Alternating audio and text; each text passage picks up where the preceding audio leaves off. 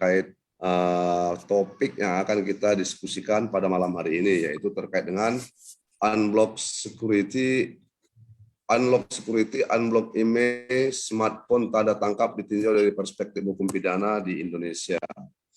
Ini riwayat hidup saya. Saya sekarang diberikan amanah sebagai Kepala Kejaksaan Negeri Binjai di Sumatera Utara. Sebelumnya saya sebagai asisten intelijen di Kejaksaan Tinggi Jambi selama 2 tahun. Dan alhamdulillah pernah juga di Kaltim sebagai Kepala Kejaksaan Negeri Berau, kemudian Kepala Kejaksaan Negeri Kuantan Singingi sebelumnya. Itu beberapa daftar riwayat pekerjaan saya. Mungkin sedikit kita sharing, saya juga menyampaikan sedikit bahan buat teman-teman semuanya. Bahwa keamanan di smartphone memang diakui merupakan sebuah hal penting.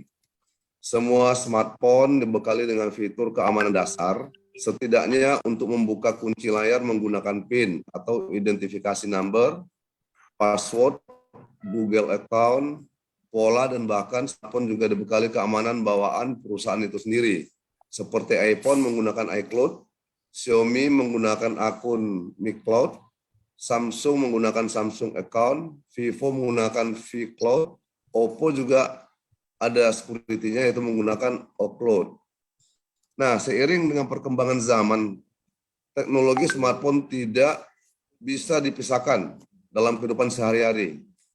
Sehingga masyarakat atau pengguna harus memiliki identifikasi atau autentikasi akun demi terjaganya file pribadi penting dan bersifat rahasia. Maka dari itu, keamanan smartphone juga dirancang ketat oleh smartphone agar user bisa terjaga satu sama lain. Nah, sekarang juga sudah keluar undang-undang terbaru, yaitu undang-undang tentang perlindungan data pribadi, namanya undang-undang perlindungan data pribadi ya. Nah, oleh karena keamanan yang sangat ketat, handphone hasil tindak pidana seperti pencurian atau penggelapan sering dibawa oleh pelaku tindak pidana untuk dapat dilakukan riset ulang dengan membobol keamanan handphone tersebut dengan menggunakan software oleh teknisi yang memberikan jasa tersebut.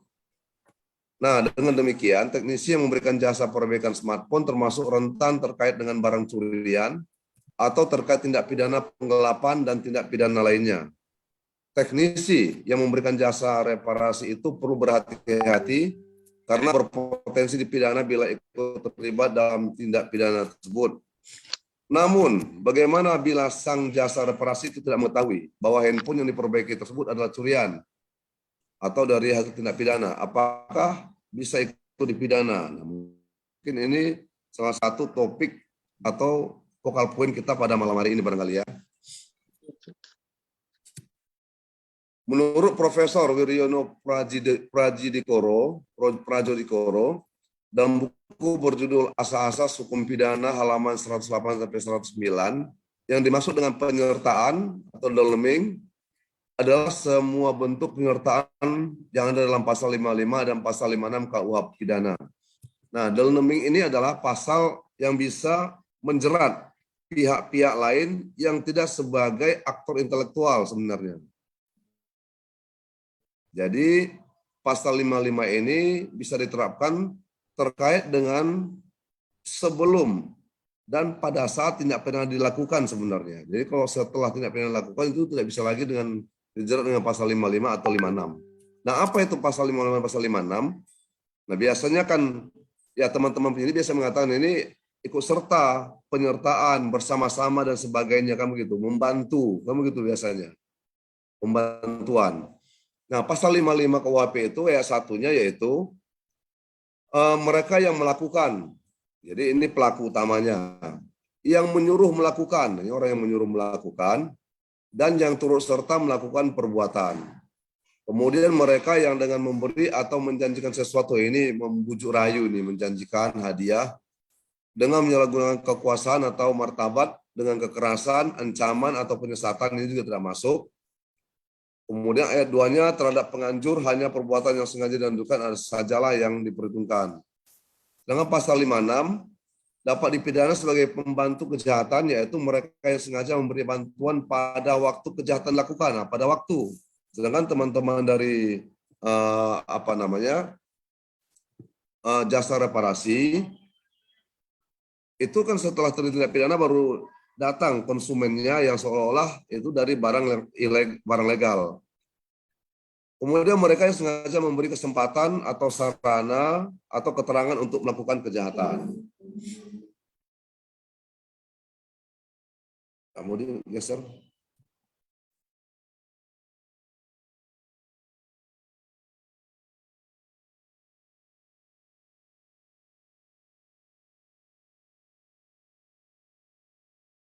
Saya lanjut, Bapak dan Ibu peserta kelompok test point. Kemudian, Medeplegen dapat diartikan sebagai turut serta melakukan, menurut R. Sugandi dalam bukunya KUHP dan penjelasannya, turut serta diartikan melakukan bersama-sama. Dalam tindak pidana ini pelakunya paling sedikit harus ada 2 orang, yaitu yang melakukan dan turut melakukan.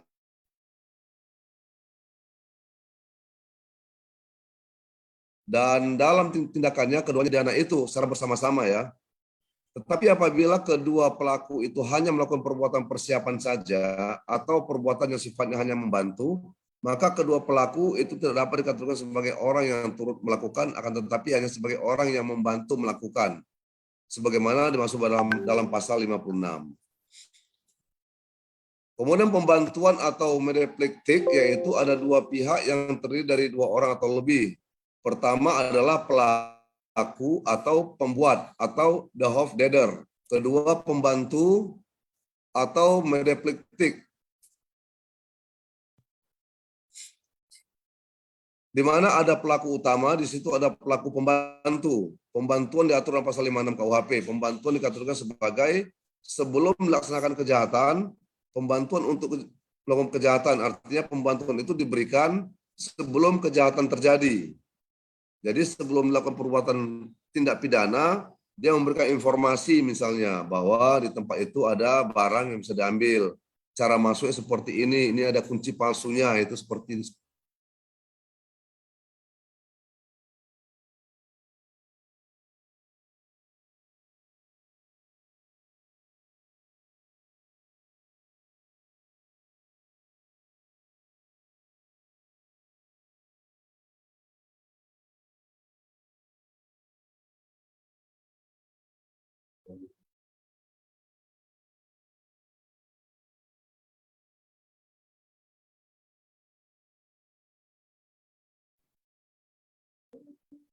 Disconnect ya?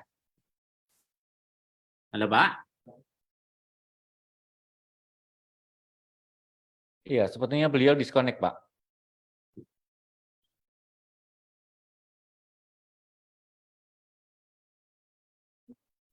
Coba saya hubungin. Siap, Pak Doli.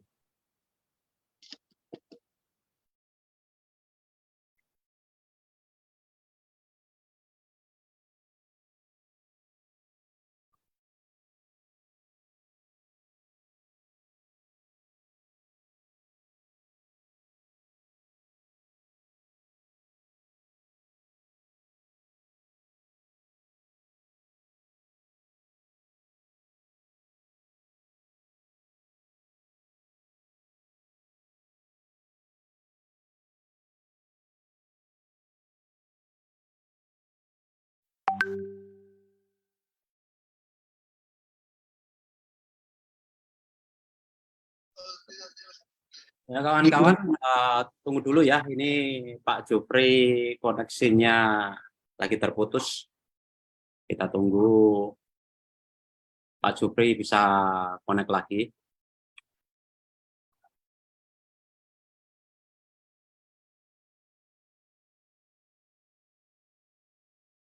Udah. Ya, itu udah masuk Pak Jupri. Coba di-share apa, Mas Aryo? ID satunya. Oke. Silakan Udah, Pak dilanjut Pak Jupri. Udah. Lanjut Pak Jupri. Oke, mana tadi? Jangan ini. Ini hilang. Nah, lanjut kita. Halaman 9.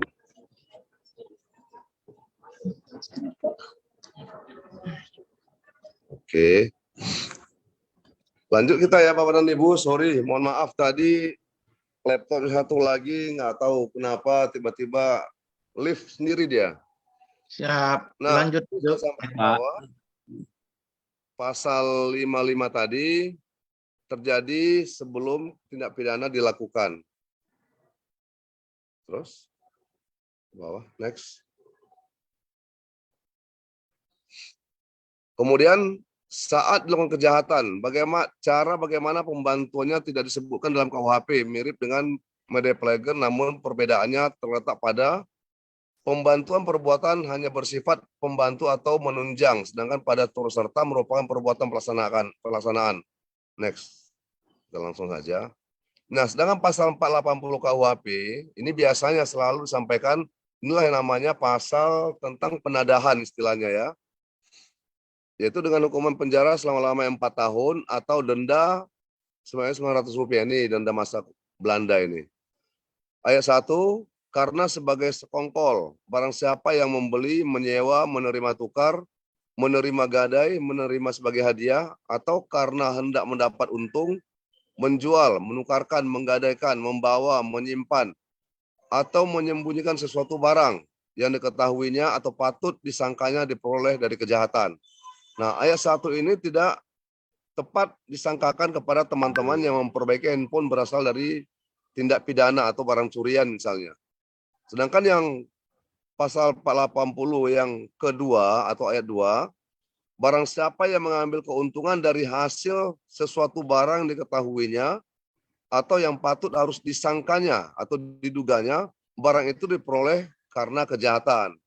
Nah, barangkali ini kalau pasal 480 yang kedua ini bisa diterapkan terhadap teman-teman yang melakukan unlock terhadap HP yang dibawa oleh konsumen, yang mengatakan bahwa HP itu karena mungkin dimainkan anaknya, lupa password dan sebagainya, tapi kemudian kita buka ternyata itu barang dari kejahatan atau pencurian. Nah, ini yang lebih tepat pasal 480 ayat 2 ini. Nah, oleh karena itu saya lanjut kembali.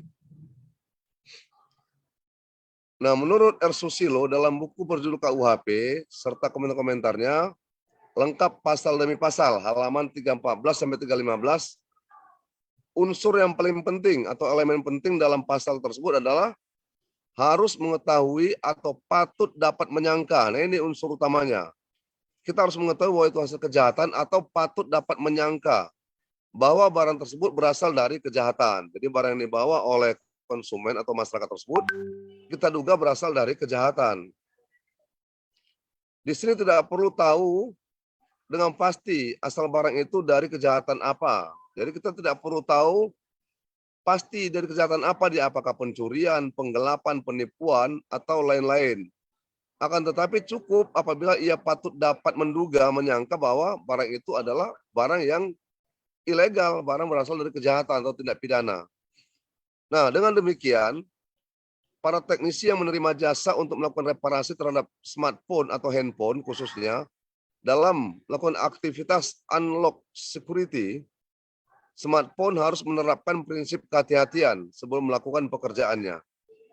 Jadi harus mengutamakan pruden ya, prinsip kehati-hatiannya. Ya misalnya sebelum kita menerima reparasi jasa unlock untuk handphone yang mungkin lupa PIN, password dan sebagainya, tentu ada yang perlu kita langkah-langkah yang perlu kita laksanakan untuk kehati-hatiannya, misalnya menanyakan nomor teleponnya berapa nih dalam nih, kemudian nomor WA yang aktif selama ini di handphone itu nomor berapa, kemudian misalnya melihat SIM card-nya ada atau tidak di situ, kalau tidak ada kemana SIM card-nya. Ada beberapa hal barangkali yang perlu kita lakukan. Kalau misalnya kotak atau faktur itu kan bisa saja sudah hilang. Atau kalau bisa juga pencuri itu mengambil dengan kotak dan fakturnya sekalian. Nah, kalau seperti itu gimana? Dia ke rumah, ngambil handphone, ngambil kotaknya, yang dalam kotak itu ada faktur pembelian.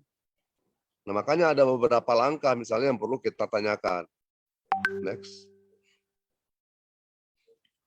Kemudian terkait dengan unblock IMEI smartphone. The International Mobile Equipment Identity atau yang disingkat dengan IMEI secara harfiah memiliki arti identitas perangkat seluler internasional. Menurut pasal 1 angka 2 Peraturan Menteri Komunikasi dan Informatika nomor 11 tahun 2019 tentang pengendalian alat dan atau perangkat telekomunikasi yang tersambung ke jaringan bergerak seluler melalui identifikasi International Mobile Equipment Identity atau IMEI adalah nomor identitas internasional yang terdiri dari 15 digit dihasilkan dari 8 digit tipe allocation code yang dialokasikan oleh Global System for Mobile Association untuk mengidentifikasi secara unik alat dan garis miring atau perangkat telekomunikasi yang tersambung ke jaringan bergerak seluler. Kemudian rekan-rekan, ponsel yang dipasarkan dan diproduksi secara legal yang beredar di Indonesia, IMEI-nya akan terdaftar pada database Kementerian Perindustrian IMEI-nya akan terdaftar pada database Kementerian Perindustrian atau disingkat dengan Kemenprin. Artinya, ponsel yang IMEI-nya tidak terdaftar adalah ponsel yang didapatkan melalui cara yang ilegal. Cara ilegal tersebut dapat berupa proses pemasaran, bahkan proses pembuatan ponsel tersebut. Memastikan bahwa ponsel yang dibeli memiliki IMEI adalah hal yang penting, sebab IMEI menjadi jaminan bagi pengguna ponsel untuk dapat asuransi apabila terjadi masalah akibat produk yang cacat produksi. 3 kementerian yaitu Kementerian Komunikasi dan Informatika, kemudian Kementerian Perindustrian dan Kementerian Perdagangan menerbitkan peredaran produk teknologi seluler melalui pendaftaran nomor IMEI. Hal ini dalam rangka menghindari konsumen dari kerugian yang timbul akibat dari adanya produk telepon seluler ilegal. Saat ini marak peredaran produk telepon seluler ilegal tidak hanya merugikan konsumen, namun juga telah merugikan negara dikarenakan produk teknologi seluler tersebut tidak melaksanakan kewajiban pajak yang seharusnya. Selain itu, peredaran produk teknologi seluler ilegal tersebut melemahkan pertumbuhan industri dalam negeri. Kemudian untuk menindaklanjuti hal tersebut, Kementerian Perdagangan yang merupakan instansi pemerintah yang melaksanakan kebijakan di bidang perdagangan terus serta dalam pelaksanaan pendaftaran nomor IMEI yang akan dilakukan oleh Kementerian Perindustrian dan Kementerian Komunikasi dan Informatika. Jadi ada 3 kementerian. Jadi kebijakannya ada Kementerian Perdagangan, berhubungan dengan Kementerian Perindustrian dan juga Kominfo. Kemudian sebagaimana dimuat dalam Peraturan Menteri Komunikasi dan Informatika, nomor komunikasi termasuk iPhone, yang IMEI-nya tidak terdaftar di database pemerintah bakal mendapat pembatasan akses jaringan seluler dari operator. Hal ini mengakibatkan jasa buka atau unblock IMEI ponsel marak dijajakan. Nah ini dia.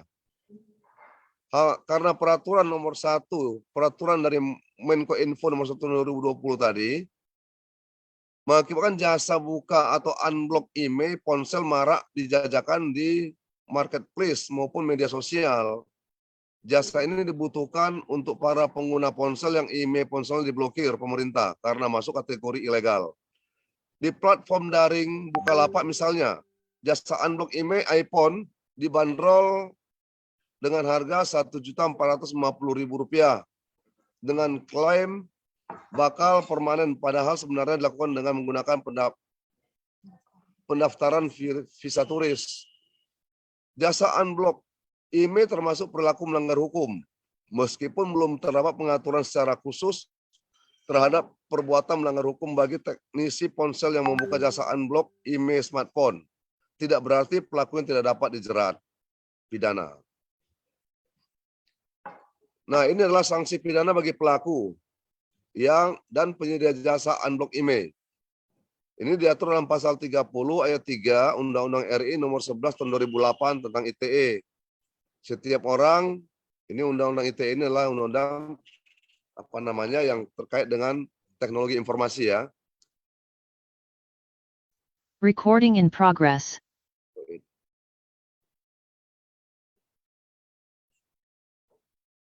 Bunyi pasal 30 ayat 3 Undang-Undang 1928 adalah setiap orang dengan sengaja atau tanpa hak atau melawan hukum mengakses komputer dan atau sistem elektronik dengan cara apapun dengan melanggar, menerobos, melampaui, atau menjebol sistem pengamanan. Nah, pasal ini memberikan beberapa unsur, yaitu dengan sengaja dan tanpa hak.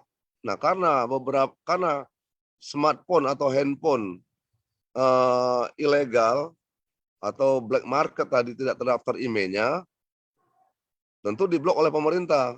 Nah, dengan undang-undang ini kalau kita buka bisa dikenakan pasal 30 ayat 3 Undang-Undang ITE. Kemudian pasal 46 ayat 3 Undang-Undang ITE tadi, setiap orang yang memenuhi unsur sebagaimana dia masuk pasal 30 yang tadi unsurnya tadi dipidana dengan pidana penjara paling lama 8 tahun dan denda paling banyak 800 juta rupiah. Jadi ini Bapak dan Ibu sekalian, kalau membuka unblock email yang terblokir, jadi bisa dikenakan sanksi dari Undang-Undang ITE pasal 30 ayat 3, sedangkan sanksinya ada di pasal 46. Next.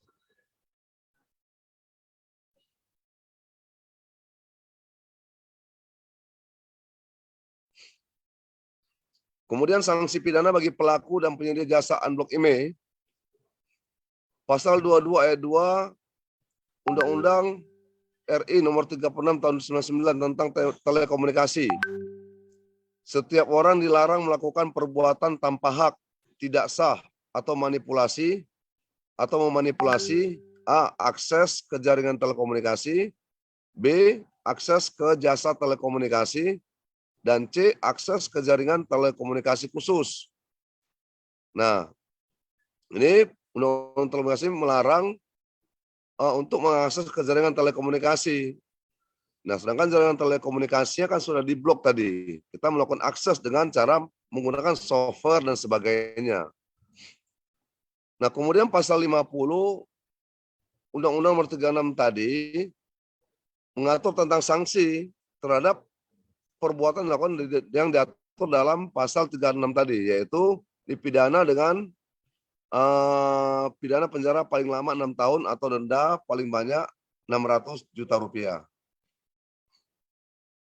Kemudian teman-teman sekalian, Bapak dan Ibu, kesimpulannya adalah beberapa kesimpulan sementara saya sampaikan. Perbuatan teknisi yang membuka jasa unlock security terhadap smartphone harus menerapkan prinsip kehati-hatian dalam melaksanakan kegiatannya agar teknisi tidak dapat dijerat pasal 80 KUHP, junto pasal 55 KUHP, junto pasal 56 KUHP. Kemudian juga Undang-Undang ITE dan Undang-Undang Jasa Telekomunikasi tadi. Kedua, perbuatan teknisi dalam melakukan jasa unblock email smartphone adalah perbuatan melanggar hukum. Ketiga, belum terdapat aturan secara khusus mengenai perbuatan jasa unblock email smartphone. Akan tetapi bisa mengacu kepada pasal 30 ayat 3 Undang-Undang RI nomor 11 tahun 2008 tentang ITE, junto pasal 46 ini sanksinya, dan Undang-Undang nomor 11 tahun 2008 dan pasal 22 Undang-Undang nomor 36 tahun 99 tentang telekomunikasi, ini melakukan akses ke jaringan telekomunikasi secara ilegal, junto pasal 50 Undang-Undang RI nomor 36 tentang ini terkait dengan sanksi dari perbuatan pasal 22 tadi. Mungkin demikian sekilas teman-teman, Bapak dan Ibu sekalian, sebagai pembuka saja, nanti mungkin kita bisa diskusi lebih dalam terkait dengan kegiatan unlock security, unblock image smartphone, tanda tangkap ditinjau dari perspektif hukum pidana di Indonesia.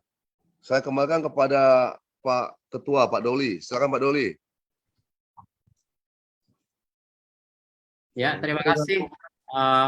Terima kasih Pak Jupri ya atas penjelasannya tentang perspektif aktivitas unlock security dari hukum pidana. Mungkin dari kawan-kawan yang ada di sini nanti akan beberapa pertanyaan yang mungkin akan bisa dijawab. Mungkin pertanyaan yang pertama mungkin bisa Pak Yongki atau Pak Doli, silahkan.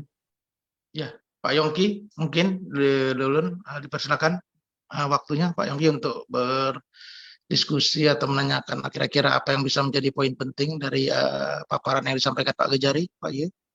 Siap. Assalamualaikum warahmatullahi wabarakatuh. Salam hormat kepada Pak Jufri SHMH, Kepala Kejaksaan Negeri Kota Binjai, Sumatera Utara, Bapak Doli Aluman Harahap, Ketua Umum Tespoin, yang terhormat rekan-rekan pengurus dan semua anggota Asosiasi Teknisi Ponsel Indonesia Tespoin yang mengikuti kegiatan malam ini dimanapun berada ya. Saya mencoba untuk mencairkan suasana, bahwasanya tadi yang disampaikan oleh Bapak Kejari luar biasa. Ada beberapa poin yang kita bisa tangkap bersama ya. Saya mencoba hanya mewakili saja dari rekan-rekan. Yang pertama, ada dua kegiatan yang berbeda, yaitu mengenai unlock security. Baik itu kalau di istilah teknisi atau teknisnya kita bisa mengenali ada yang namanya user lock dan factory lock. Nah, yang dimaksud tadi di dalam penjelasan Pak Kejari adalah user lock atau kegiatan penguncian security yang dilakukan oleh pelanggan, di mana kita sebagai teknisi melakukan profesi ini memang bertujuan untuk menawarkan jasa kita membantu beliau-beliau yang mengalami kesulitan terhadap security handphone yang sudah disetting sendiri oleh beliau pengguna, sehingga mereka lupa atau bagaimana kita dengan keinginan itu ya, membantu mereka untuk bisa handphonenya dipergunakan kembali, mungkin itu. Dan tadi pesan yang baik sekali disampaikan oleh Pak Kejari, bahwasanya kemungkinan besar yang bisa dijerat kepada penyalahgunaan jasa ini adalah pasal 56 KUHP dan mungkin 480. Di mana tadi disampaikan juga kepada kita semua bahwasanya pasal 56 ini seharusnya tidak diberlakukan kepada kita, karena turut serta ini bisa dikatakan dengan penjelasan yang luar biasa tadi, ini adalah pada waktu sebelum dilakukan kejahatan atau pada waktu kejahatannya berlangsung. Baik itu penggelapan, pencurian, penipuan, kita tidak terlibat di wilayah tersebut. Itu mungkin kurang lebih yang disampaikan oleh Pak Kejari. Terima kasih Pak Kejari pencerahannya. Terus yang mungkin memang seringkali saya mungkin mendapatkan informasi, mendengar kanan kiri seperti itu, mungkin biasanya yang disangkakan memang menggunakan 480 karena ini cukup pasal ini interpretasinya, sudut pandangnya bisa berbeda-beda, baik itu dari pihak aparatur tertentu itu bisa berbeda-beda Pak. Jadi untuk 480 ini kan kita dianggap mendapatkan keuntungan lah dari barang-barang yang patut diduga hasil kejahatan. Nah, inilah yang sangat menarik bahasan kita malam ini tentang unlock security. Oke, boleh. Tapi hati-hati terhadap pasal 56 aman, pasal 480-nya ini kita perlu berdiskusi. Yang dimaksud dengan menduga barang kejahatan ini memang sudut pandang ataupun asumsi setiap orang bisa berbeda, Pak. Jadi mungkin ini adalah dasar yang bagus, awal yang bagus untuk kita menentukan bahwasannya apakah langkah kita ini sudah bisa dikatakan sebagai menduga itu barang kejahatan atau tidak. Contoh, di beberapa kondisi saya mendengar bahwasannya produk tersebut, barang tersebut harus disertai dosbook. Itu seringkali disampaikan oleh aparatur penegak hukum, mungkin dari pihak kepolisian, itu biasanya seperti itu dan tidak salah. Tetapi kita tentu ada sudut pandang sendiri, sama seperti yang disampaikan oleh Pak Kejari tadi, bahwasannya bisa saja barang tersebut, barang hasil kejahatan yang kita tidak tahu tersebut, dicurinya memang bersamaan dengan dosbooknya. Kalau misalnya faktur pembelian itu terdapat di dalam dosbook, ya maka lengkaplah barang itu. Ada dosbook dan ada faktur pembelian, mungkin seperti itu kurang lebih. Jadi apakah hal ini merupakan jadi indikator yang pasti bahwasanya pada waktu orang membawa barang ini untuk melakukan unlock phone code ataupun pattern lock itu hanya perlu menunjukkan dosbook dan faktur pembelian. Padahal ada pandangan yang disampaikan tadi itu dan saya sependapat. Yang kedua, saya belum menemukan Pak. Saya belum menemukan, mungkin rekan-rekan juga bisa membantu saya juga atau mungkin membantu kita semua di sini untuk menemukan dasar hukum bahwasanya dosbuk itu menjadi bukti kepemilikan. Ini saya sangat sulit menemukan literasi yang mendukung ke arah tersebut. Ini tentu berbeda dengan misalnya kita berbicara tentang kendaraan bermotor. Mungkin kita sudah mendapati dasar-dasar hukum bahwasanya bukti kepemilikan kendaraan bermotor memang adalah BPKB, mungkin kurang lebih seperti itu. Nah, ini adalah apabila kita menggunakan sudut pandang ini, yang pertama, handphone ini tidak ada, saya belum menemukan literaturnya atau mungkin saya yang kurang dapat literasinya, tapi saya tidak mendapatkan bahwasanya dosbuk ini adalah bukti kepemilikan yang sah. Yang pertama itu. Yang kedua, andai kata itu kita terjemahkan untuk barang yang lain, misalnya kendaraan bermotor, saya jadi merasa ini penerapannya jadi kurang fair untuk sebagian profesi, terutama kepada profesi kita, mengingat untuk profesi lain, contohnya misalnya perbaikan di kendaraan bermotor, ini kok tidak pernah dipertanyakan ya. Contoh misalnya entah ada sebuah mobil yang diperbaiki di bengkel, entah ini mobilnya hasil curian, penggelapan, penipuan, kayaknya kok tidak pernah ada ya, atau saya yang kurang mendengar ya, atau saya mungkin yang salah, tapi kok tidak pernah jadi permasalahan seolah-olah kita harus benerin injektor atau karburator itu harus menunjukkan BPKB.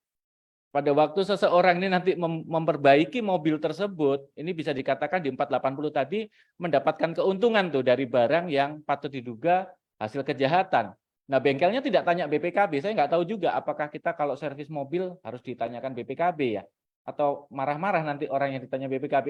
Ini polemik yang kita hadapi di lapangan, Pak. Jadi satu, kita tidak merasa yakin bahwasanya dosbuk adalah bukti kepemilikan. Andai kata ini terjadi pada kendaraan bermotor, ternyata bukti kepemilikan yang sah, yaitu BPKB, juga tidak pernah ditanyakan di profesi lain, terutama tentang dugaan pelaku bengkel-bengkel kendaraan bermotor ini sedang memperbaiki kendaraan yang merupakan hasil kejahatan. Jadi inilah yang menarik di diskusi malam ini, saya rasa itu adalah kita coba ambil kesimpulan untuk nanti kita audiensikan, kita sampaikan, kita coba sosialisasikan ke pihak-pihak yang terkait bahwasanya yang dimaksud untuk menduga ini barang kejahatan atau tidak itu seperti apa langkah kita, apakah dengan perjanjian, apakah dengan dia memberikan KTP. Ini agak sulit juga memahami karena ini saya mendengar beberapa kali itu sempat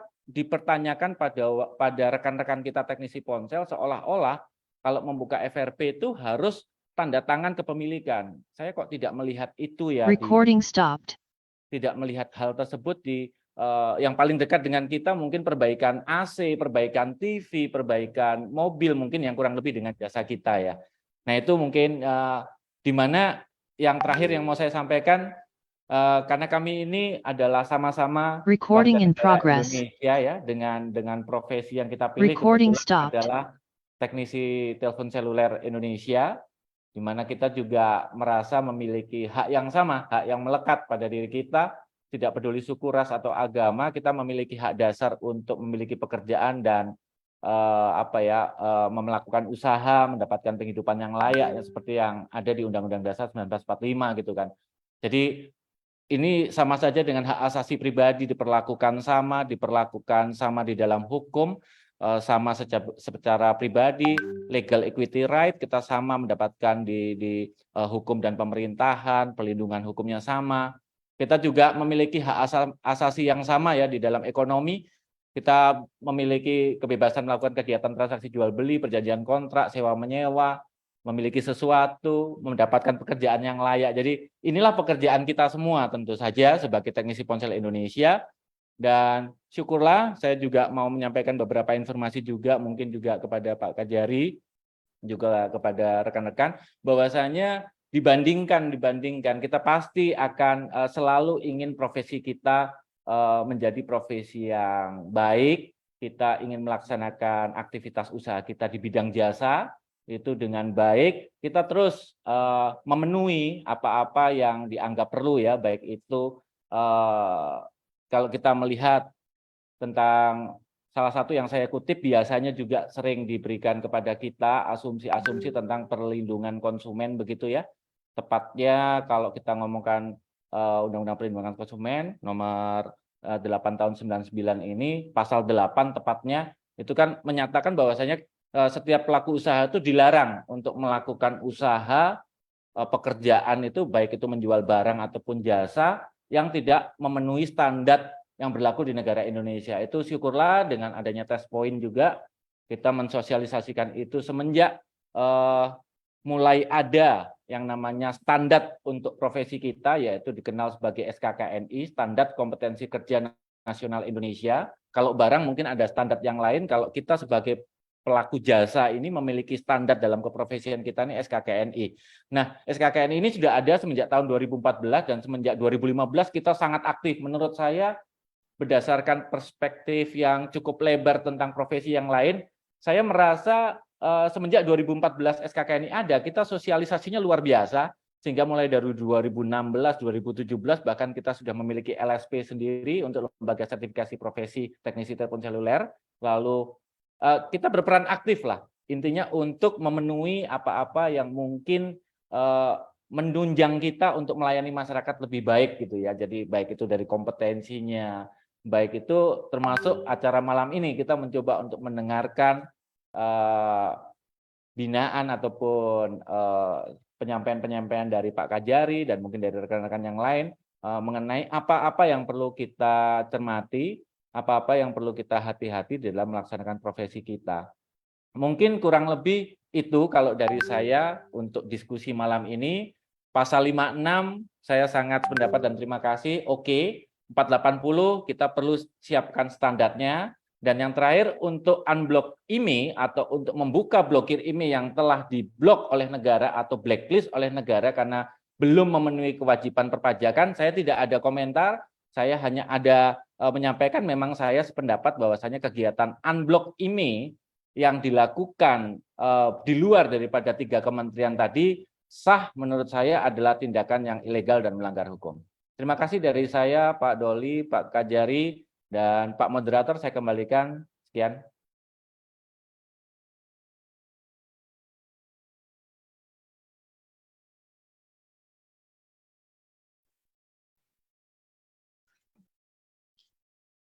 Ya, terima kasih Pak Yongki. Ada beberapa hal yang mungkin saya perlu tambahkan di sini di kesempatan yang baik ini, yaitu tadi kita sudah firm pendapat dan sama-sama memahami bahwa memang untuk penerapan pasal 55 dan pasal 56 ini tidak tepat terhadap rekan-rekan teknisi ponsel yang customer atau konsumen datang membawa handphone minta bantu untuk melakukan perbaikan atau unlock, membuka misalnya password yang terkunci dan sebagainya. Kenapa? Karena pasal 5556 ini hanya bisa diterapkan terhadap peristiwa yang tindak pidana itu sebelum terjadi tindak pidana dan pada saat tindak pidana. Nah, sedangkan ini kan adalah sesudah terjadi tindak pidana, jadi lebih tepat ke pasal 480.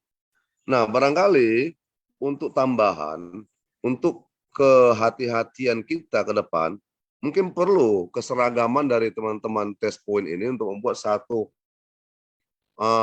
format blanko, yaitu perjanjian standar yang menerangkan bahwa barang yang dibawa untuk dilakukan pembukaan kunci unlock ini adalah bukan barang berasal dari barang curian. Saya kira perlu. Sehingga ada surat pernyataan dari customer atau masyarakat yang bawa ponselnya ke toko kita, ke toko servis teknisi HP, bahwa barang yang dibawa untuk diperbaiki, dibuka password yang terkunci dan sebagainya ini adalah bukan barang berasal dari tindak pidana atau dari pencurian atau penggelapan dan sebagainya. Intinya bukan berasal dari tindak pidana. Barangkali itu perjanjian standar yang perlu dibuat menurut saya. Selain tadi kita juga menanyakan, ya mungkin kalau ini memang ponsel ini memang terkunci, berarti kan pernah dipakai. Kalau pernah dipakai, berarti kan dia tentu tahu nomor handphonenya, nomor nomor SIM card-nya berapa di dalam. Pernah menggunakan pakai WA misalnya, tentu dia tahu nomor WA-nya yang di dalam. Kenapa? Karena kan ini kan bukan handphone baru kan. Ini kan handphone bekas, handphone second yang dibawanya, yang pernah dipakai. Itu barangkali. Jadi di dalam surat perjanjian itu boleh ditambahkan dengan nomor teleponnya misalnya sekian, atau nomor WA-nya sekian. Sehingga ketika kita buka, kita cocokkan sesuai, ya sudah kita serahkan dan dibayar jasa kita. Tapi kalau tidak sesuai nomor WA yang disampaikannya itu, kita kunci kembali. Berarti ini tidak jelas sampai dia bisa menemukan berapa nomor WA-nya. Mungkin barangkali ini tambahan Pak Yongki dari kami. Mungkin dari teman-teman yang lain mungkin ada yang mau disampaikan atau menambahkan. Ya, silakan. Moderatornya siapa kita nih Pak Yongki? Ya, Mas Aryo, moderatornya Pak, ditampung pertanyaan dari teman-teman biar bisa disampaikan ke Pak Kajari. Baik. Ya, silakan Pak Aryo. Siap. Pak Aryo, silakan Pak Aryo. Untuk pertanyaan yang di mana di grup ataupun yang di Zoom ini sepertinya belum ada. Mungkin ada ini Pak. Kalau yang di Facebook, bentar saya ceknya. Yang melambaikan tangan Mas Aryo, coba dibantu. Yang Ada melambaikan Pak Zaid. tangan mungkin ada mau bertanya. Yang bertanya, lambaikan Silakan. tangan, guys. Ada Pak Zaid. Itu Pak Zaid Haris Sado. Haris, Ya, coba. terima kasih Pak. Assalamualaikum warahmatullahi wabarakatuh. Waalaikumsalam. Salam dari Binjai. Mohon izin Pak Kajari. Wah, Kita istimewa. dari Ya, Binjai nih Pak. Pak Zaid. Ya, izin Pak Pres, Bang Doli, dan rekan-rekan yang lain. Mohon izin. Ini Binjai juga nih satu Mungkin- kota Pak Kajari nih. Iya Pak. Ya. Dari Binjai Pak, dari Binjai kita Pak. Binjai nih. Salam dari Binjai. Salam dari Binjai Pak. Ya. Siap Pak. Mohon izin Pak. Bang Yongki.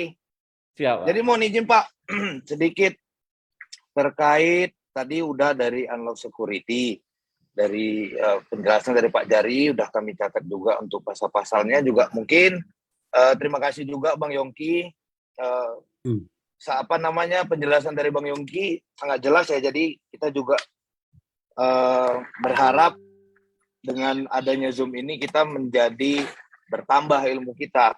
Karena seperti yang kita tahu juga, biar kita tahu perbuatan kita ini bahwasanya tidak melanggar hukum. Nah, jadi mohon izin terkait email, ini saya lihat tadi ada 3 kementerian yang bekerja sama dengan kita, ya kan? Mohon izin ya Pak, ada Menteri Perindustrian, Kominfo dengan Perdagangan. Nah, Jangan, ya. terkait unblock email ini, seperti yang kita tahu, mungkin berani saya simpulkan bahwasanya untuk khususnya iPhone di Indonesia ini, jumlah dari barang internasional itu yang dikatakan ilegal jauh lebih banyak ketimbang barang yang resmi Indonesia. Kenapa? Mungkin karena dari segi harga Pak, baik itu yang second ataupun dari yang baru. Kami kewalahan di sini.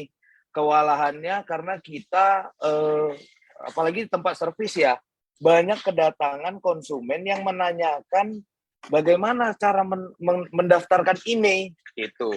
Sementara yang kita tahu kemarin juga server Kemenperin itu bermasalah. Nah, lalu setahu saya untuk daftar email itu yang bisa dan gampang menurut saya itu kita ke luar negeri, contoh ke Malaysia yang dekat. Balik dari Malaysia, kita daftarin pakai boarding pass, itu bisa langsung di bandara lewat bea cukai. Begitu. Karena beberapa kali saya alhamdulillah ke luar negeri, ke Malaysia, balik bawa unit, belanja gitu kan, kita daftar, kita bayar. Dan kalau saya nggak silap, kalau saya nggak salah, unit yang di bawah $500 digratisin lewat bea cukai begitu. Nah, setelah kita cek, memang waktunya juga nggak terlalu lama, 1 hari atau 2 hari, kita cek dari situs resmi bea cukai, itu udah terdaftar. Begitu. Nah, seperti yang kita tahu, kalau untuk daftar bea cukai ini memerlukan boarding pass yang kita harus ke luar negeri gitu. Mungkin Pak, mohon izin, ada tidak solusi untuk kita unblock email ini yang secara legal? Jadi biar kita tahu untuk mengedukasi ke masyarakat luas dan para konsumen kita. Bahwasanya, oh ini loh caranya yang legal. Nah, barangkali kita juga bisa menjembatani ke pemerintah. begitu. Siapa tahu dengan adanya Zoom kita yang bersama ini terbuka jalan lebar untuk kita berdekatan dengan pemerintah dalam artian, oh ternyata jalan yang resmi itu ada lewat kita, begitu. Mohon izin Pak, itu saja dari saya Pak. Salam dari Binjai. Terima kasih Pak Jupri. Assalamualaikum warahmatullahi wabarakatuh. Waalaikumsalam warahmatullahi wabarakatuh. Ya Pak, dari Binjai juga tadi ya. Silakan Pak Kajari untuk menjawab. Baik, terima kasih Mas Moderator, Mas Aryo. Terima kasih Bang Zaid. Ya, tadi ini pertanyaannya luar biasa ini. Bagaimana solusinya agar unblock IMEI bisa dilakukan secara legal? Nah, yang setahu saya, Bang Zaid, dan rekan-rekan yang lainnya, tapi kalau saya salah tolong nanti dikoreksi dan diperbaiki, diluruskan. Kalau barangnya, smartphone-nya atau handphone-nya resmi, otomatis IMEI-nya kan sudah didaftarkan oleh importirnya, oleh pemasoknya di luar negeri langsung ke Kementerian Perdagangan ya, Perindustrian ya kan, dan juga ke Kemenko Info. Nah, tapi kalau barangnya itu misalnya black market, barang yang tidak resmi masuknya ke dalam negeri, tentu IMEI tidak pernah terdaftar di kementerian terkait, kementerian yang berwenang, yang memiliki otoritas. Oleh karena itu tentu IMEI-nya itu akan terblok dan unitnya tidak bisa digunakan, tidak bisa dipakai. Nah, maksudnya Bang Zaid ini, apakah IMEI yang belum aktif ini, yang masih diblok, yang diblok ini yang tidak terdaftar di kementerian terkait ini, berarti ini adalah kan barang ilegal. Apakah ini harus kita cari cara untuk mengaktifkannya? Ini kan tentu tidak mungkin, Pak Zaid. Nah, satu-satunya cara adalah ya harus menggunakan unit yang resmi, yang legal. Nah, apakah mungkin ketika penggunaan ponsel tiba-tiba IMEI-nya terblok? Karena mungkin salah pencet, salah main anak-anak kita. Ini satu pertanyaan dari kami. Itu rasanya tidak mungkin. Karena IMEI ini kan nomor security yang dikeluarkan oleh pabrik, oleh negara pembuat pabrik itu, dan ini terdaftar di kementerian otoritas terkait di mana ponsel tersebut digunakan. Mungkin demikian barangkali dari saya sementara Bang Zaid. Ya, kembali ke Bang Aryo. Ya, tadi tanggapannya dari Pak Kajari. Mungkin ada yang menanggapi lagi, mungkin Pak Yongki atau Pak ini? Iya, siap.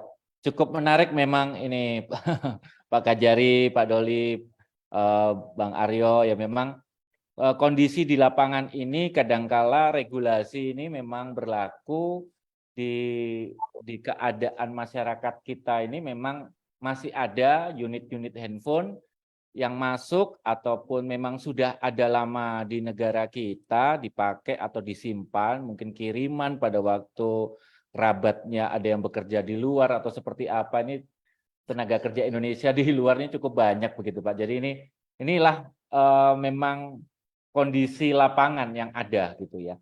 Nah, ini saya pertama tadi menyatakan bahwasanya kegiatan unblock IMEI ini untuk sementara ini dengan adanya peraturan kementerian, walaupun belum ada dasar hukum yang bisa menjerat, tapi mungkin bisa masuknya ke ranah kita bisa kena itu ke arah kita menghalangi pendapatan negara atau seperti apa, kurang lebih ke arah sana ya, takutnya di arah sana.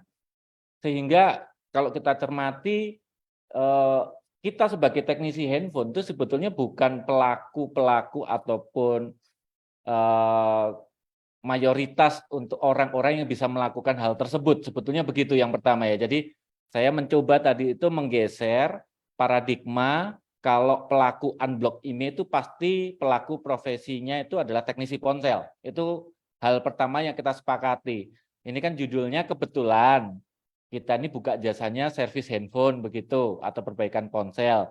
Dan kebetulan masyarakat tuh kalau mengenai handphonenya bermasalah tanyanya ke kita gitu kan, kurang lebih pasti tanyanya ke kita nih, Pak, gimana nih? Ini ada handphone lama dikirimin adik dari Jepang, ya kan? Belum pernah saya pakai, sekarang mau saya pakai nggak bisa, misalnya seperti itu.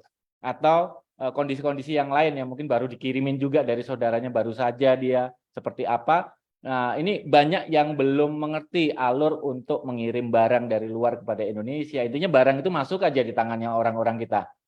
Nah, ini pasti mereka akan datang ke counter-counter handphone atau tempat-tempat servis handphone. Ini sepertinya itu yang terjadi di lapangan. Sehingga kita ini seperti memiliki tanggung jawab moral gitu ya, untuk menjawab mereka atau memberikan solusi. Walaupun kita juga menyatakan atau memberikan informasi kepada konsumen bahwasanya memang handphone ini diblok oleh negara, nggak bisa dipakai karena belum melakukan kewajiban pembayaran pajak, baik itu dari distributor atau importir atau apapun itu. Nah, menanggapi yang disampaikan oleh Pak Zaid tadi, ini memang ini alur ada. Jadi mohon izin, memang alur ini ada bahwasanya kalau kita dari luar negeri, kita akan sampailah ke meja-meja yang bea cukai begitu ya. Ini pasti nanti akan ada dua kondisi. Kondisi yang pertama ini apakah handphone tersebut akan dipakai sementara atau temporary use di Indonesia. Mungkin dalam rangka beliau-beliau yang datang dari luar ini berwisata ke Indonesia menggunakan paspor yang bersangkutan, maka dia bisa mendeklar produk atau handphone-handphonenya itu mana yang mau dipakai temporary di Indonesia. Mungkin kurang lebih cuma jarak bulan ya.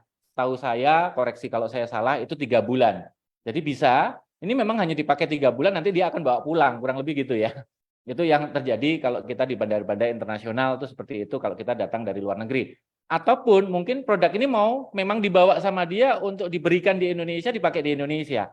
Nah itu tadi menanggapi Pak Z, memang ada bahkan untuk unit-unit yang jadul ya atau murah, bahkan tadi di bawah 500 USD, di bawah 500 dolar itu free gitu ya, bisa saja. Tapi itu ada limitasi untuk setiap paspor itu cuma berapa unit. Menurut saya kalau dari 3 jalur kementerian, baik itu Kementerian Perdagangan, Kementerian Perindustrian maupun Kominfo, setahu saya dari literatur yang saya baca, kalau dari Kemenperin itu memang dari jalur industri ya. Jadi handphone yang diproduksi diproduksi sebagian ataupun seluruhnya di Indonesia, maka alurnya mereka para prinsipal ini akan mendaftarkan IMEI-nya ke Kemenperin lewat jalur Kemenperin. Sedangkan untuk Kominfo ini adalah untuk event-event ataupun kegiatan negara, misalnya pertemuan-pertemuan internasional, tamu-tamu negara itu diurusin oleh Kementerian Kominfo gitu ya. Nah, sedangkan untuk perdagangan termasuk dalam hal ini itu ada bea cukai yang jadi subnya, itu juga mengatur tentang hal-hal seperti ini. Bagaimana kalau handphone ini memang mau dipakai di Indonesia secara sementara ataupun selamanya. Jadi alur ini menurut saya yang ada baru dari bea cukai sih, yang memungkinkan orang untuk membayar pajak untuk barang tersebut kalau mau dipakai selamanya di Indonesia ataupun hanya temporary. Temporary itu tidak membayar apa-apa setahu saya, tapi memang setiap paspor itu batasannya. Nah, kelakuan oknum yang kita maksud saat ini. Jadi saya mencoba untuk menolak ini.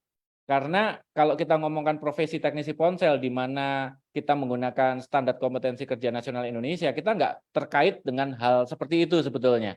Tidak ada skill, tidak ada kompetensi, tidak ada kemampuan. Ini kita lebih bicara kepada oknum nih. Ya kan? Jadi sebetulnya jauh dari bidang teknisi nih. Yang bisa melakukan itu kan sebetulnya bukan kita ya Pak. Kurang lebih kan yang bisa melakukan itu kan sebetulnya adalah 3 kementerian itu tadi ya, kurang lebih ya. Entah bagaimanapun alurnya ataupun itu kita mungkin tidak bisa masuk lebih dalam karena kita nggak tahu situasi yang terjadi di dalam. Tetapi kalau kita dari pelaku profesi teknisi ponsel, sebetulnya kita jauh dari aktivitas itu.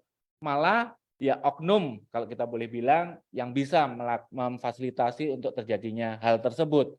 Nah ini yang perlu kita pisahkan dengan tidak memungkiri bahwasanya memang konsumen datang ke kita untuk minta tolong gitu ya. Lalu akhirnya ada dari beberapa kita berusaha untuk menolong mereka. Lalu ada tuh di marketplace yang jalurnya pun kita nggak bisa kenali dengan baik apakah ini orang menawarkan jasanya ini adalah oknum-oknum yang dimaksud itu tadi atau tidak gitu. Yang jelas mereka mempublikasi dan mereka saya yakin bukan teknisi Pak. Kalau teknisi handphone itu setiap hari urusannya dia sama not charging, LCD mati total, jadi urusannya perbaikan. Tapi atas dasar ingin membantu konsumen, akhirnya kita malah jadi mencoba mencari solusi, ketemulah oknum-oknum tadi, Pak. Jadi kurang lebih gitu mungkin. Akhirnya kita jadi nyambung tuh keprofesian kita dengan aktivitas itu tadi. Jadi kalau memang andai kata kita bisa menyampaikan hal ini kepada aparatur terkait, bahkan mungkin pihak kepolisian ataupun kejaksaan, kita ingin sih menyampaikan bahwasanya kami ini hanya bagian yang mencoba memfasilitasi masyarakat dan kita nggak tahu aturan main yang tepat ya. Apabila kita bicara tentang anggota test point yang sedemikian banyak ataupun teknisi handphone di Indonesia yang menawarkan jasa perbaikan ini sangat minim Pak literasi ataupun pengetahuan mereka di masalah hukum. Jadi siapa tahu mereka juga salah memahami keberadaan oknum-oknum ini karena kadang-kala iklannya juga cukup menarik tuh Pak. Ya kan, jalur resmi. Begitu mereka ada yang berani-berani begitu menyampaikannya. Jalur bea cukai resmi. Jadi kadang-kadang kita juga bingung juga. Dengan tidak menampik bahwasanya kalau dari kami sendiri melihat alur tersebut, kalau dari rekan-rekan yang di jajaran kepengurusan test point pun sudah lumayan ya sering untuk mendiskusikan hal ini. Kami memang bersepakat ya sudahlah, hal itu satu tidak membutuhkan kompetensi teknisi ponsel secara khusus. Yang kedua, hal ini mungkin adalah hal yang bisa dilakukan oleh siapa saja di luar profesi teknisi ponsel Indonesia. Ini untuk menghindarkan asumsi-asumsi aparat hukum ya yang menganggap kegiatan unblock IMEI itu ya pelakunya adalah teknisi ponsel. Ini saya malah takut karena nantinya nanti yang menjadi dalam tanda kutip pembinaan, target pembinaan atau operasi ini malah rekan-rekan pelaku usaha teknisi handphone terus menerus, ini kan jadi repot juga ya. Jadi saya berusaha untuk menyampaikan hal ini bahwasanya kegiatan unblock ini sepertinya bukan teknisi ponsel deh. Jasanya datangnya itu kan dari teman-teman yang mungkin ada channel ataupun koneksi ke kementerian terkait ataupun instansi terkait. Mungkin itu saja deh, saya mohon maaf kalau ada salah kata. Ya kan? Baik. Ya.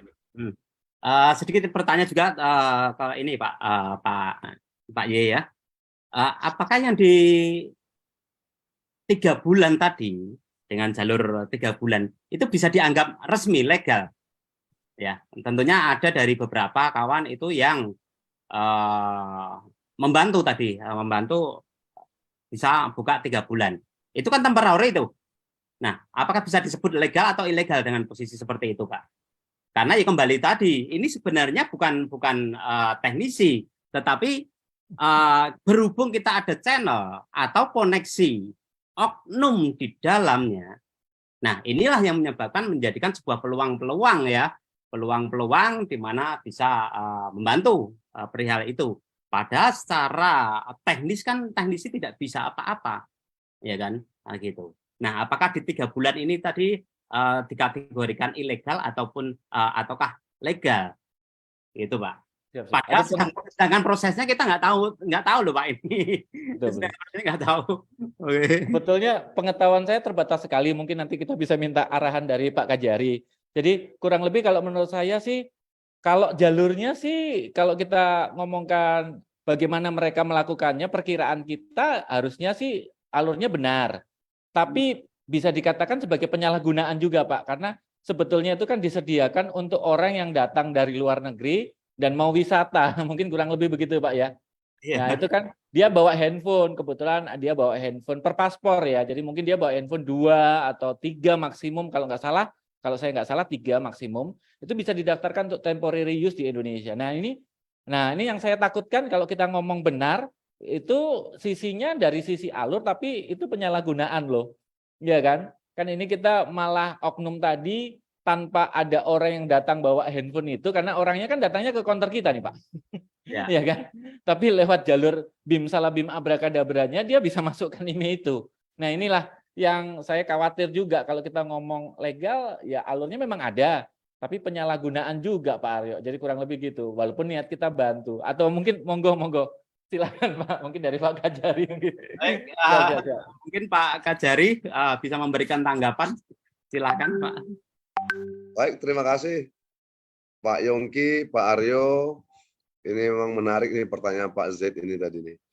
Jadi sebagaimana telah saya sampaikan di awal tadi bahwa yang 3 bulan tadi ini dianggap resmi atau legal. Jika ada channel atau orang dalam ya yang bisa membantu. Nah, tadi yang maksud kita tadi adalah ketika mereka menggunakan visa turis. Nah, seperti tadi Pak Zaid bilang ada boarding pass dan sebagainya. Nah, tapi itu hanya temporary sifatnya, tidak selamanya. Sama sejalan dengan yang Pak Yongki sampaikan tadi.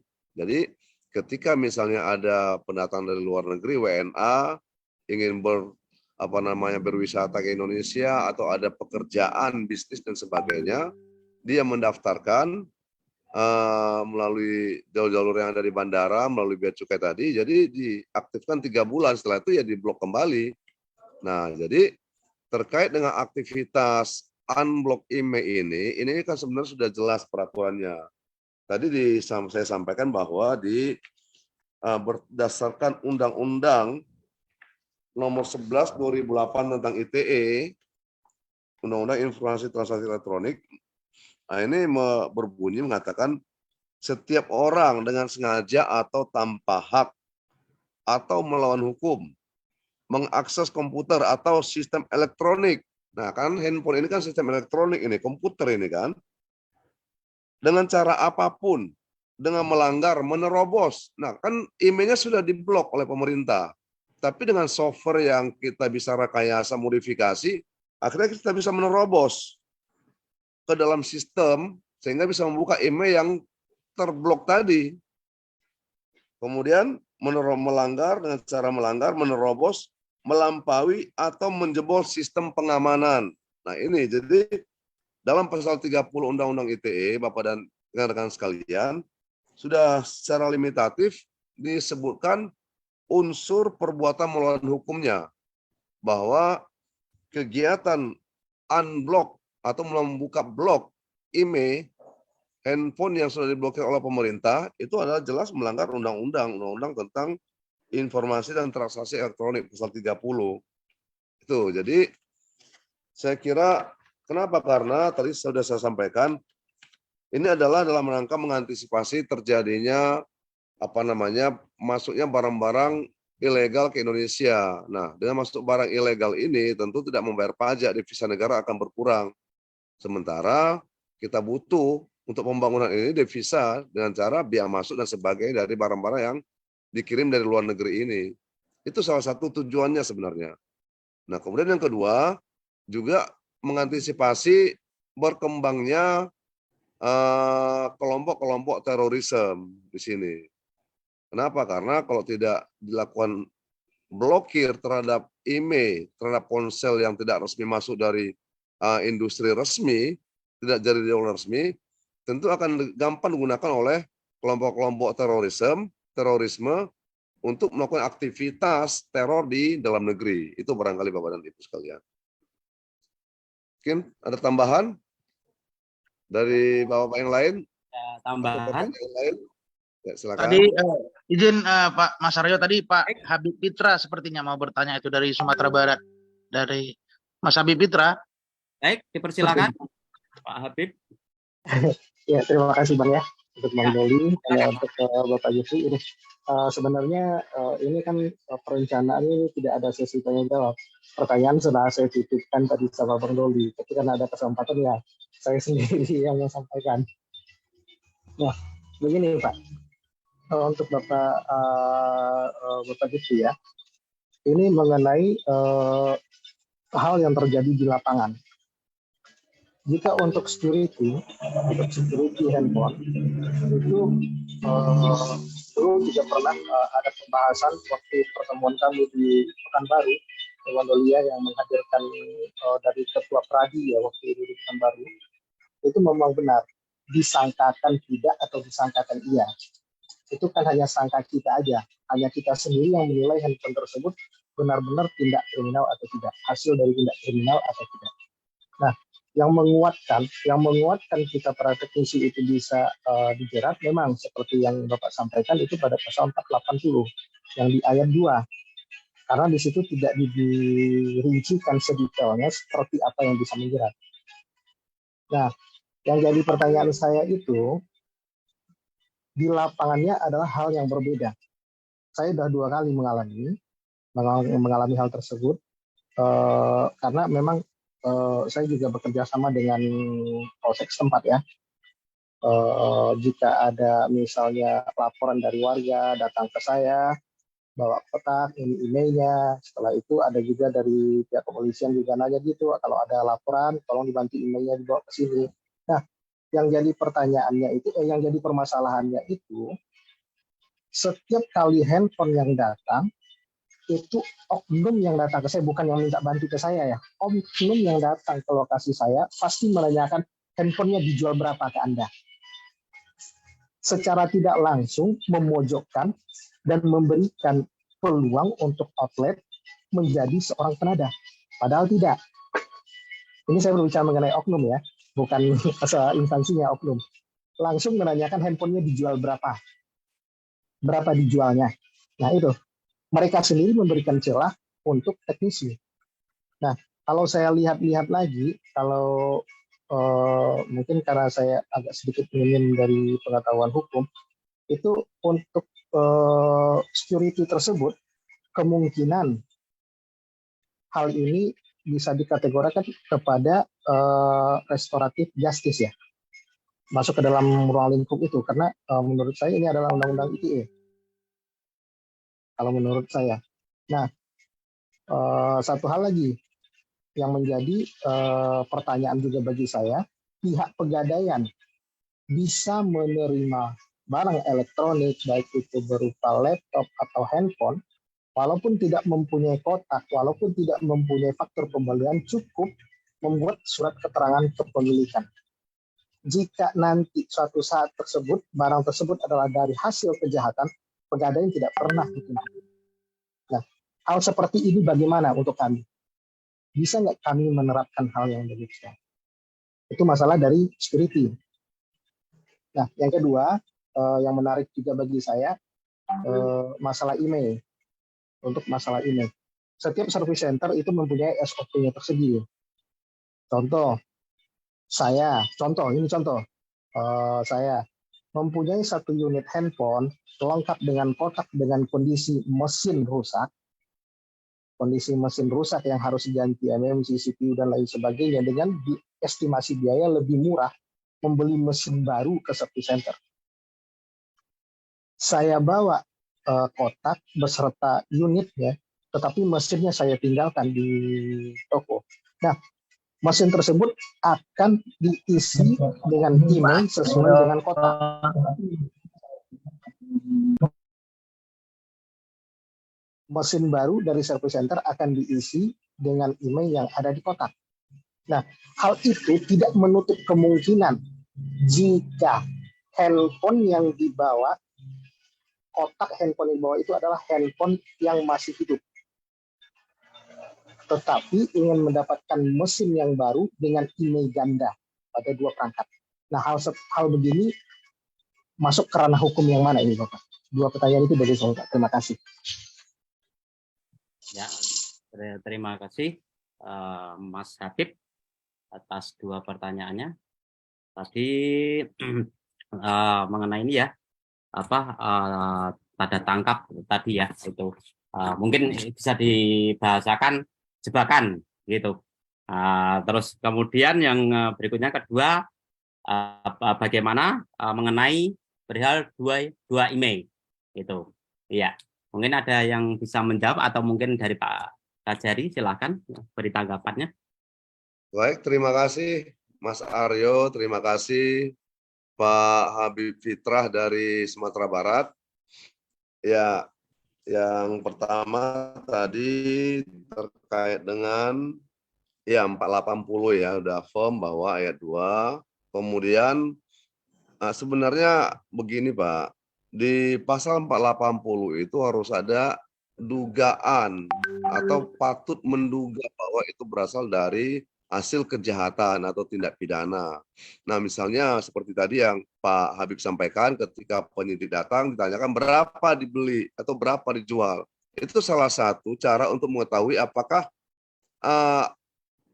ada kehati-hatian dari pembeli handphone tersebut. Kan ini service center ini toko handphone ya, toko toko handphone yang beli barang-barang second misalnya. Kalau misalnya dijual dengan harga yang jauh di bawah harga pasar, tentu patut kita duga bahwa itu berasal dari tindak pidana tentunya. Apalagi tidak dilengkapi dengan kotak. Tadi sudah firm juga Pak Yongki mengatakan bahwa sebenarnya ya dus atau kotak itu bukan surat kepemilikan, bukan dasar kepemilikan handphone sebenarnya bukan. Nah, cuman saya ingin sedikit menyampaikan kepada Bapak-bapak sekalian bahwa dalam hukum perdata kita ada gium. Siapa yang membezit benda bergerak, dia dianggap sebagai egenar. Nah, siapa yang menguasai benda bergerak, dia dianggap sebagai pemilik. Itu sebenarnya ada gium umum. Jadi pendapat hukum umum di kita ini, misalnya ketika kita duduk di rumah, kita lihat si A lewat naik sepeda motor, itu kan benda bergerak. Pasti asumsi kita bahwa si yang mengendarai kendaraan bermotor tersebutlah pemilik kendaraan bermotor itu. Nah, begitu juga dengan handphone atau ponsel. Jadi prinsip umumnya adalah siapa yang menguasai benda bergerak, yang bawa benda bergerak handphone tersebut, dia dianggap sebagai pemilik. Sampai dia bisa buktikan bahwa sampai ada orang yang bisa membuktikan bahwa orang lain yang lebih berhak atas barang tersebut. Nah, tadi saya sudah sampaikan tadi di atas bahwa untuk mengantisipasi hal-hal yang tidak diinginkan, ya perlu barangkali dibuat keseragaman form surat pernyataan yang sudah standar, nanti tinggal ditandatangani oleh pelanggan atau customer yang datang untuk servis handphone untuk unlock terhadap password yang terkunci dan sebagainya. Sehingga dengan surat pernyataan tadi sama seperti Pak Habib sampaikan ketika dibawa ke pegadaian memberikan uang dan meninggalkan handphone itu di pegadaian, tapi ada ada surat pernyataan yang harus ditandatangani. Jadi ya saya juga sependapat menyarankan seperti itu sehingga ada standar yang dilakukan oleh Test Point Indonesia bahwa ketika teman-teman itu pelanggan datang bawa khusus untuk unlock ya kita sudah ada surat pernyataan standar bahwa dia menyatakan bahwa ini bukan barang dari hasil tindak pidana. Nah, kemudian terkait 2 IMEI, saya kira no problem, tidak ada masalah. Yang penting sepanjang unit tersebut berasal dari masuknya secara legal. Walaupun yang lama sudah rusak, IMEI jadi 2, no problem, karena tetap bisa aktif kan. Jadi menurut saya tidak ada masalah. Tapi kalau seandainya satu barang ilegal, black market dan sebagainya, atau masuk tanpa resmi, nah ini tentu nanti akan juga diblok ke depannya. Atau bisa jika ketahuan ya tentu ini akan menjadi permasalahan hukum. Kenapa? Karena itu adalah barang yang tidak diizinkan beredar di Indonesia. Kenapa? Karena belum terdaftar. Dan tentu karena belum terdaftar, tentu belum bayar biaya masuk, belum bayar pajak dan sebagainya ini. Intinya di situ sebenarnya, di masalah devisa ini sebenarnya Bapak dan Ibu sekalian. Itu barangkali. Mungkin ada tambahan dari teman-teman yang lain atau pertanyaan lainnya barangkali. Habib, mungkin sudah jelas atau mungkin ada yang perlu dipertanyakan lagi, Pak Habib, tanggapannya? Sudah? Baik. Ini saya lanjutkan, saya beralih ke chat Zoom ya, ada beberapa pertanyaan dari kawan-kawan. Halo Bang, ini Bang, mengenai email tadi yang saya katakan bukan satu handphone mati, satu handphone hidup. Contoh handphone hidup, tetapi mesinnya dibongkar, itu kan emailnya masih berfungsi. Nah, ada beberapa oknum, anggaplah katakan dia ingin mendapatkan harga murah dengan resmi, mendapatkan mesin yang terdaftar. Padahal mesin handphone tersebut masih hidup. Handphone yang dibongkar, mesinnya diambil, setelah itu dibawa ke service center. Nah, beli mesin baru di service center, otomatis emailnya sama dengan handphone yang hidup yang ditinggal di toko. Berarti 2 perangkat dengan 1 email aktif. Nah, itu maksud saya. Dua perangkat dengan 1 email. Ini yang dipertanyakan itu bentuk legalnya atau bagaimana, Pak Habib ini? Secara legalitasnya atau gimana? Statusnya itu? Ya. Mungkin Pak Y ada tanggapan mengenai ini ke teknis ini sepertinya. Siap Pak. Ini Ya. sebetulnya rahasia dapur kita teknisi Dapur ya. teknisi. kadang-kadang memang begitu. Jadi entah itu dilakukan oleh service center ataupun kita. Kalau kita melihat tadi sesuai dengan apa yang disampaikan Pak Kajari juga, ya kalau kita melihat dasar hukumnya, ini mengenai IMEI tersebut sudah terdaftar atau belum, kurang lebih begitu ya Pak ya.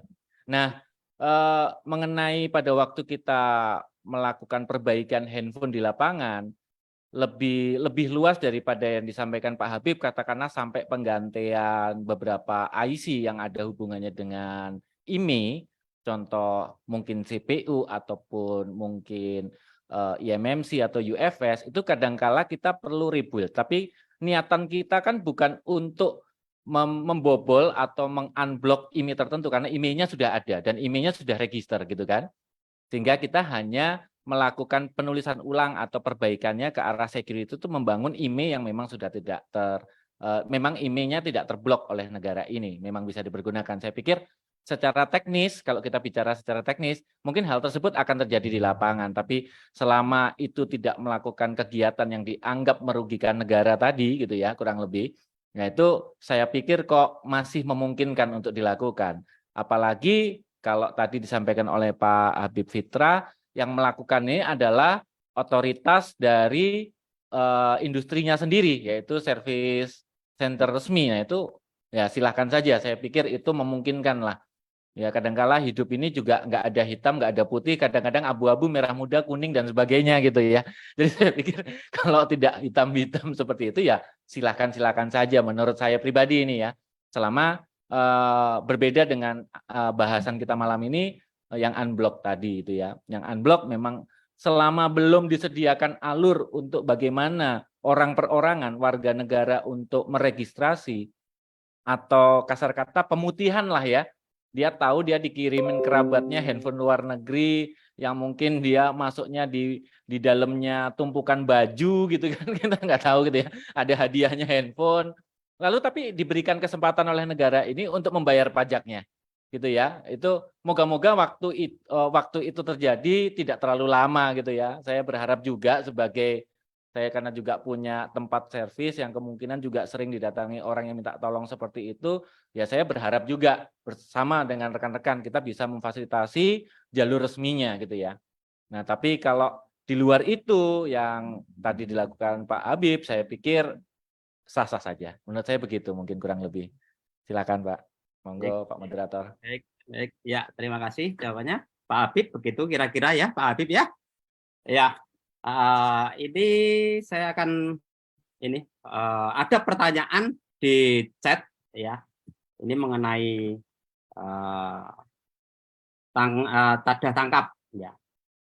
Pertanyaannya, bagaimana prosedur resmi polisi pada saat tangkap tangan di toko dengan dalih penadah?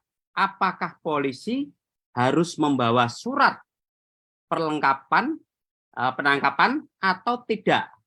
Terima kasih dari Mas Irfan Maulana.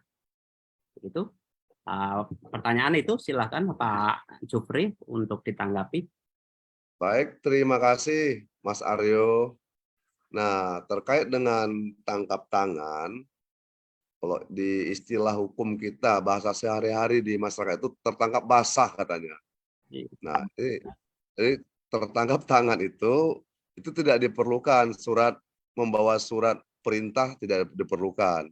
Yang namanya kan tertangkap ini kan seketika. Jadi ketika misalnya ada terjadi tindak pidana, kemudian aparat mendengar ada peristiwa, melihat di dekat situ dan langsung melakukan tindakan untuk pengamanan, itu namanya tertangkap tangan. Jadi yang namanya tertangkap tangan adalah itu tindakan yang seketika terjadi.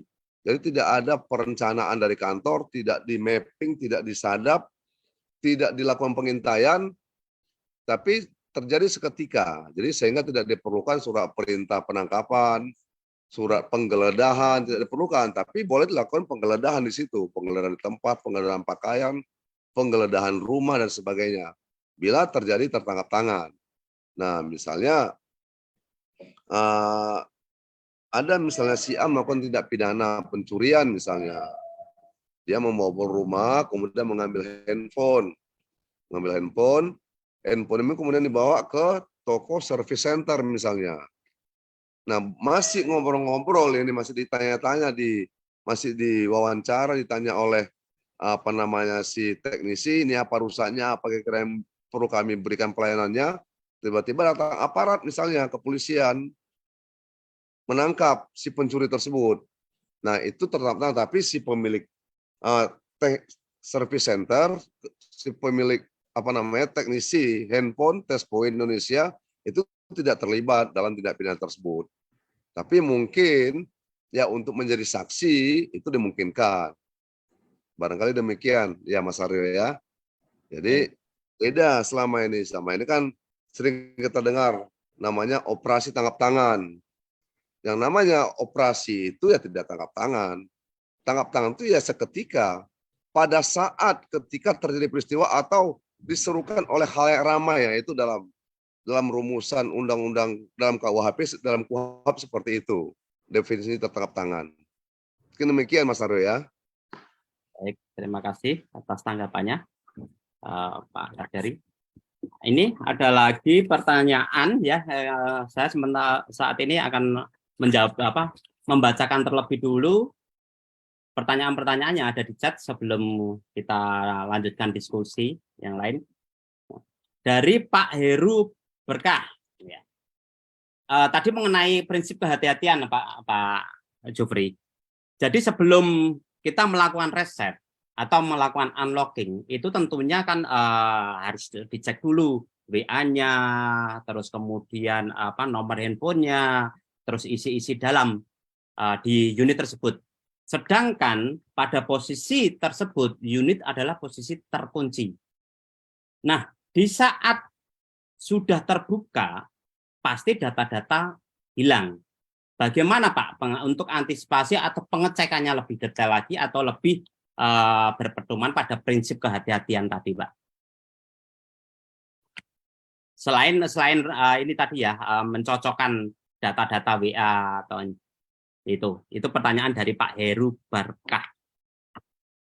Ya, terima kasih Pak Aryo, Pak Heru Berkah juga, salam kenal, salam sehat selalu, semangat.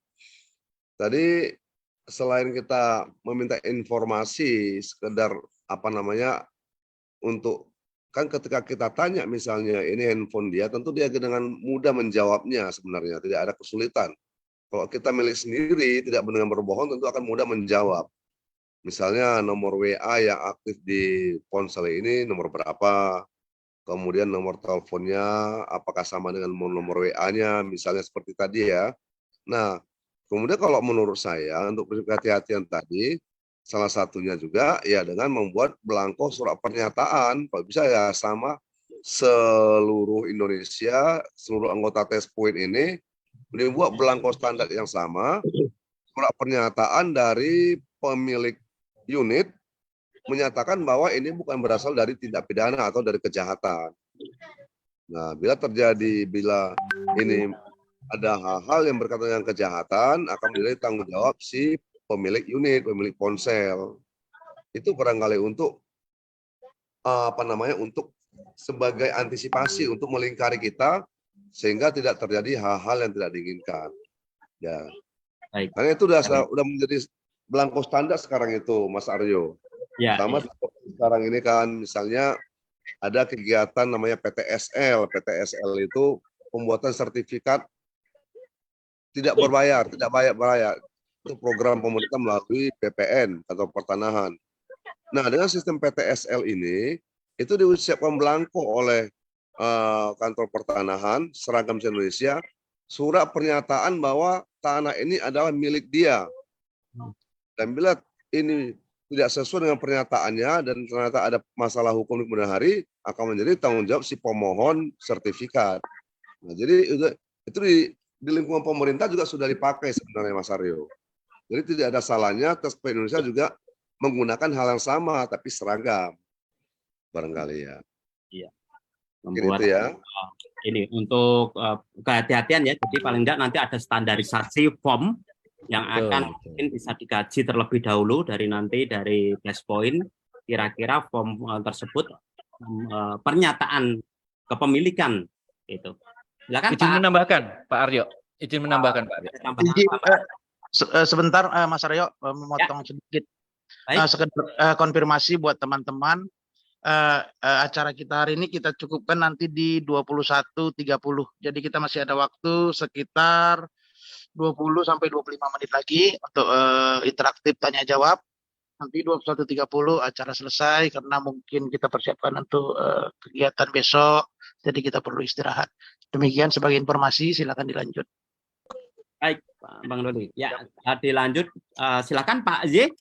Ya, Untuk izin. tambahan. Sekedar menambahkan, mungkin tadi ada rekan-rekan yang juga mendapatkan informasi sebagian tadi ya, bahwasanya aspek kehati-hatian tadi setelah disampaikan juga sama Pak Jufri. Jadi apapun yang kita lakukan dalam rangka kita ini hati-hati dan patut kita sudah melakukan pendugaan bahwasanya barang ini kejahatan atau tidak itu berdasarkan apa yang kita lakukan kepada pelanggan ya, baik itu berupa yang tadi disampaikan, kesimpulannya adalah adanya form yang berlaku secara nasional, dalam hal ini ditetapkan oleh Tespoin, dan mungkin tadi ada pertanyaan juga dari Pak Habib Fitrah yang barusan saya baca via chat.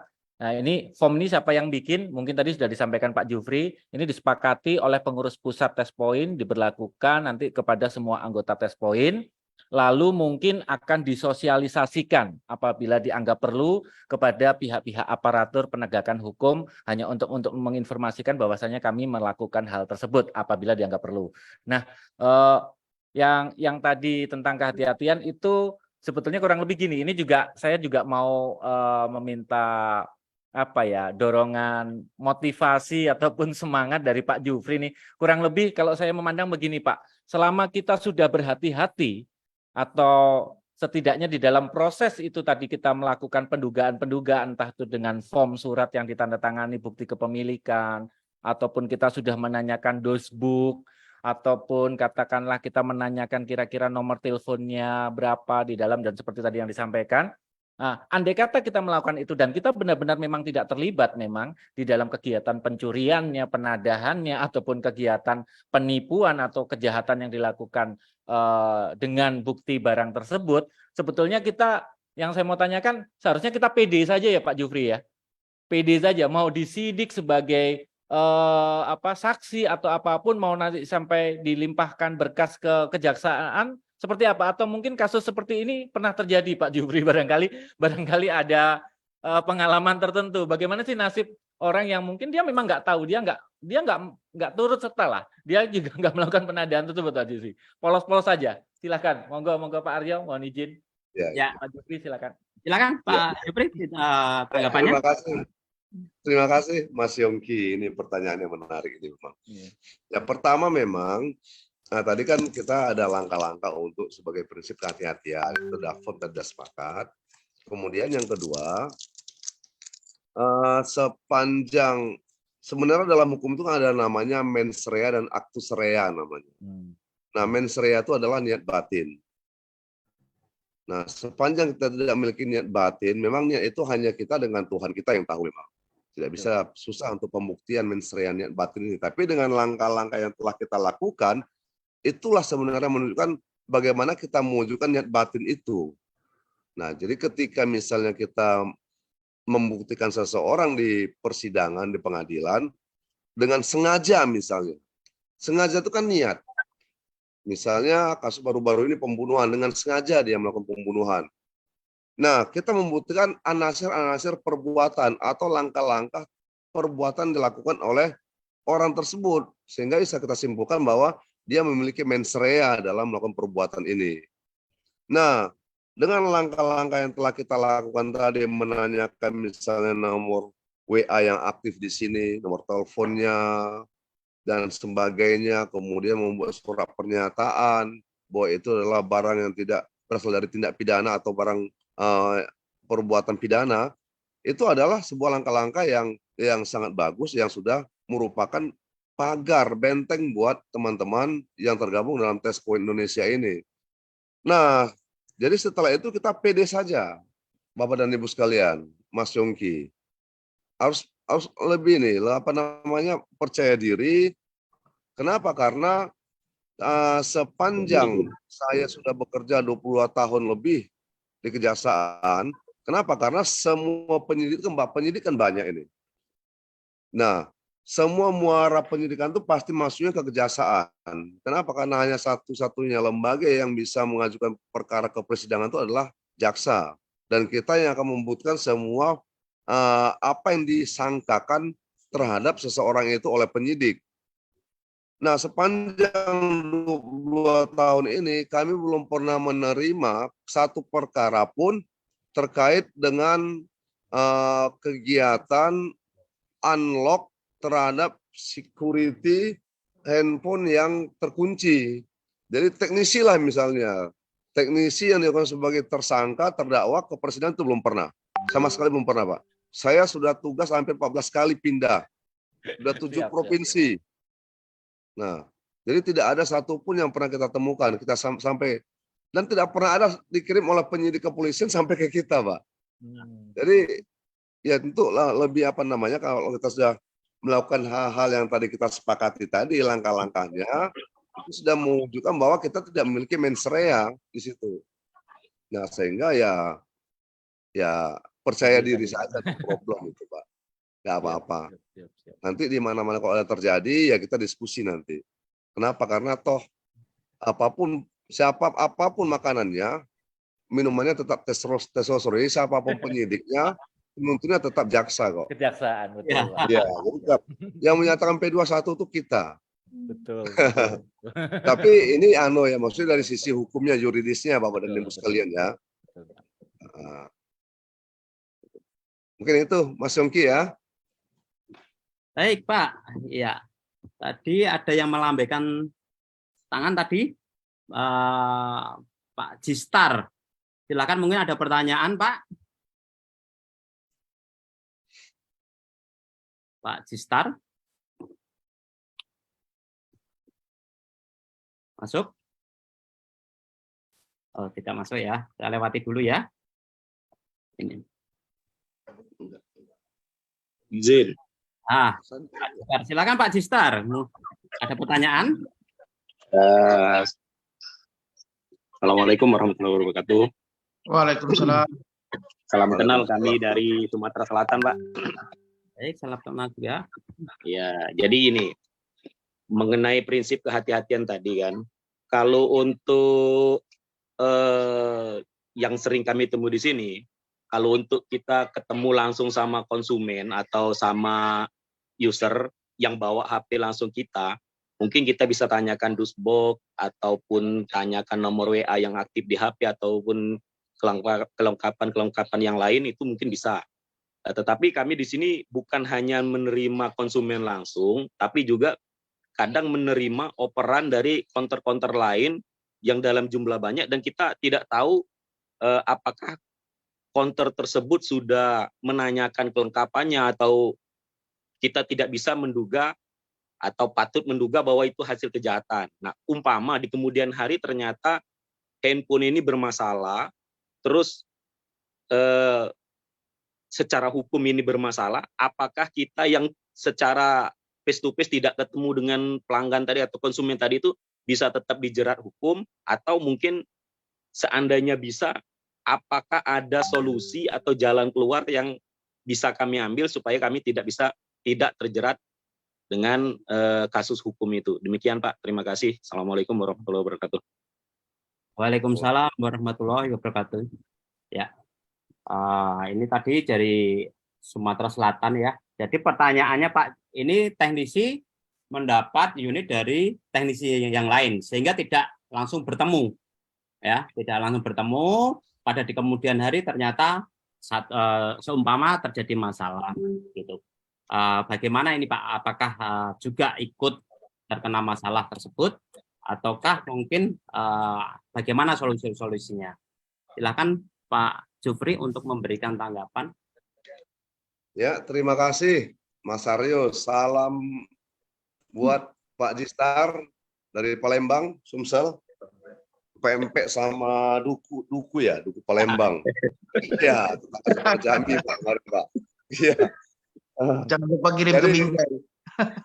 Iya. Jadi menarik, Pak. Jadi itu fenomena yang memang sering ditemui oleh teman-teman teknisi ya. Nah, kalau udah seperti itu, menurut pendapat saya, ini menurut hukumnya ya, kita kan tidak menerima langsung dari pemilik, tapi kita menerima dari operan dari toko ponsel yang lain. Nah, tentu kita menganggap toko itulah pemiliknya yang minta bantu ke kita. Itu secara hukum seperti itu sih sebenarnya. Kan tadi sudah saya sampaikan, siapa yang membezit benda bergerak, dia dianggap sebagai agenar. Siapa yang menguasai benda bergerak, dia dianggap sebagai pemilik. Kan itu prinsip hukumnya itu sebenarnya. Nah, karena ini sudah ada putus mata rantainya, yang bertanggung jawab adalah si toko teknisi yang awal yang menyampaikan kepada kita, yang menerima langsung dari masyarakat, yang bertanggung jawab sebenarnya. Itu. Jadi kalau dalam pembuktian pidana itu namanya pembuktian keting bewis namanya. Kesaksian berantai. Pembuktian berantai. Jadi kita tidak langsung dari pelaku, tidak mendengar langsung dari si A, tapi kita mendengar lagi dari orang lain. Nah, ini kan kita menerima lagi dari orang lain kan. Jadi kita clear, aman dari sisi hukumnya. Nah, kemudian kalau sudah diterapkan tadi belangku misalnya surat pernyataan standar tadi, tentu toko teknisi yang pertama sudah membuat surat pernyataan berarti kan, sudah diisi oleh si pelanggannya. Karena barangkali begitu Pak Jistar. Siap, Jadi terima sudah kasih Pak. safety jadinya. Ya, Terima kasih Pak. ya, begitu Pak Jistar ya. Jadi tanggapannya, jadi apa? Putus rantai. Ya. Siap. Terkadang begini Terima Pak. kasih. Terkadang di lapangan itu beda ya. Mungkin dari kawan-kawan sudah merasa ikut, artinya dalam rantai tersebut, akhirnya dididik itu semacam mentalnya sudah drop duluan. Itu sehingga apa ya, dihubung-hubungkan jadinya Pak, seperti itu Pak. Nah, bagaimana menyikapinya hal seperti itu Pak? Ya, terima kasih Pak Aryo. Sebenarnya kalau proses penegakan hukum itu dilaksanakan, kasus yang tadi, case yang tadi tidak bisa dijerat secara hukum sebenarnya. Kenapa? Karena toko yang kedua ini menerima dari rekannya yang pemilik toko teknisi yang lain kan. Nah, jadi yang berhubungan langsung kan teknisnya satu lagi. Tapi kalau seandainya misalnya ternyata memang itu barang curian, nah kita sudah wanti-wanti tadi, sudah ada langkah-langkah prinsip kehati-hatian yang kita laksanakan, itu no problem. Tapi untuk menjadi saksi ya tetap untuk menerangkan benar, saya menerima handphone ini dari toko rekan saya sebelah pada tanggal ini, hari ini, ya kondisinya seperti ini, yang diminta ini, kan begitu. Itulah namanya keterangan berantai. Nah, kalau dalam pelaksanaannya misalnya dengan kasus seperti ini kemudian ada pressure misalnya, penekanan yaitu oknum Pak, tidak sesuai dengan ketentuan hukum yang berlaku. Jadi tadi itu kan sudah sepakat dengan Pak Yongki bahwa ya kita harus percaya diri saja. Yakinlah, di era sekarang sebenarnya semua lembaga penegak hukum sudah memiliki SOP yang sama, SOP yang ketat, dan ada lembaga pengawasan yang ketat. Kalau hal seperti itu disampaikan kepada lembaga pengawasan yang lebih di atas, pasti diberikan sanksi. Sanksi yang ketat saat ini, luar biasa. Iya. Ya, oleh karena itu teman-teman jangan takut, jangan mau ditakut-takutin, di pressure, apalagi diintimidasi dengan mengharapkan sesuatu misalnya yang di luar kemampuan kita lagi misalnya kan gitu. Itu. Jadi banyak seperti misalnya teman-teman, ini saya sampaikan saja supaya karena teman-teman kepolisian kan rekan mitra kami, mitra terdekat kita itulah kepolisian. Jadi mereka ada namanya pengawas penyidik, wasidik namanya. Ada propam, ada irwasda. Kalau nggak mempan di satu daerah, dilaporkan ke atasannya di Polda, misalnya kalau misalnya di Polsek atau ke Polres, itu pasti akan ditindak. Polres kita laporan ke Polda, pasti ditindak. Apalagi dengan era teknologi informasi sekarang, begitu viral, itu Jakarta langsung suruh ambil tindakan. Kalau viral, iya. Makanya karena itu, persatuan teman-teman itu perlu. Seluruh anggota Tes Point Indonesia. Ya, satu yang merasa sakit, semua harus merasa sakit. Satu senang, semua merasa senang. Jadi kalau terjadi kekompakan, sama-sama, tapi untuk hal-hal yang benar ya silakan sama-sama bergerak. Saya kira dengan langkah-langkah seperti itu ya tidak mungkin lagi ada penzoliman terhadap teman-teman barangkali. Itu Mas Aryo. Baik, Pak. Iya, terima kasih, Pak. Jawabannya atas tanggapannya.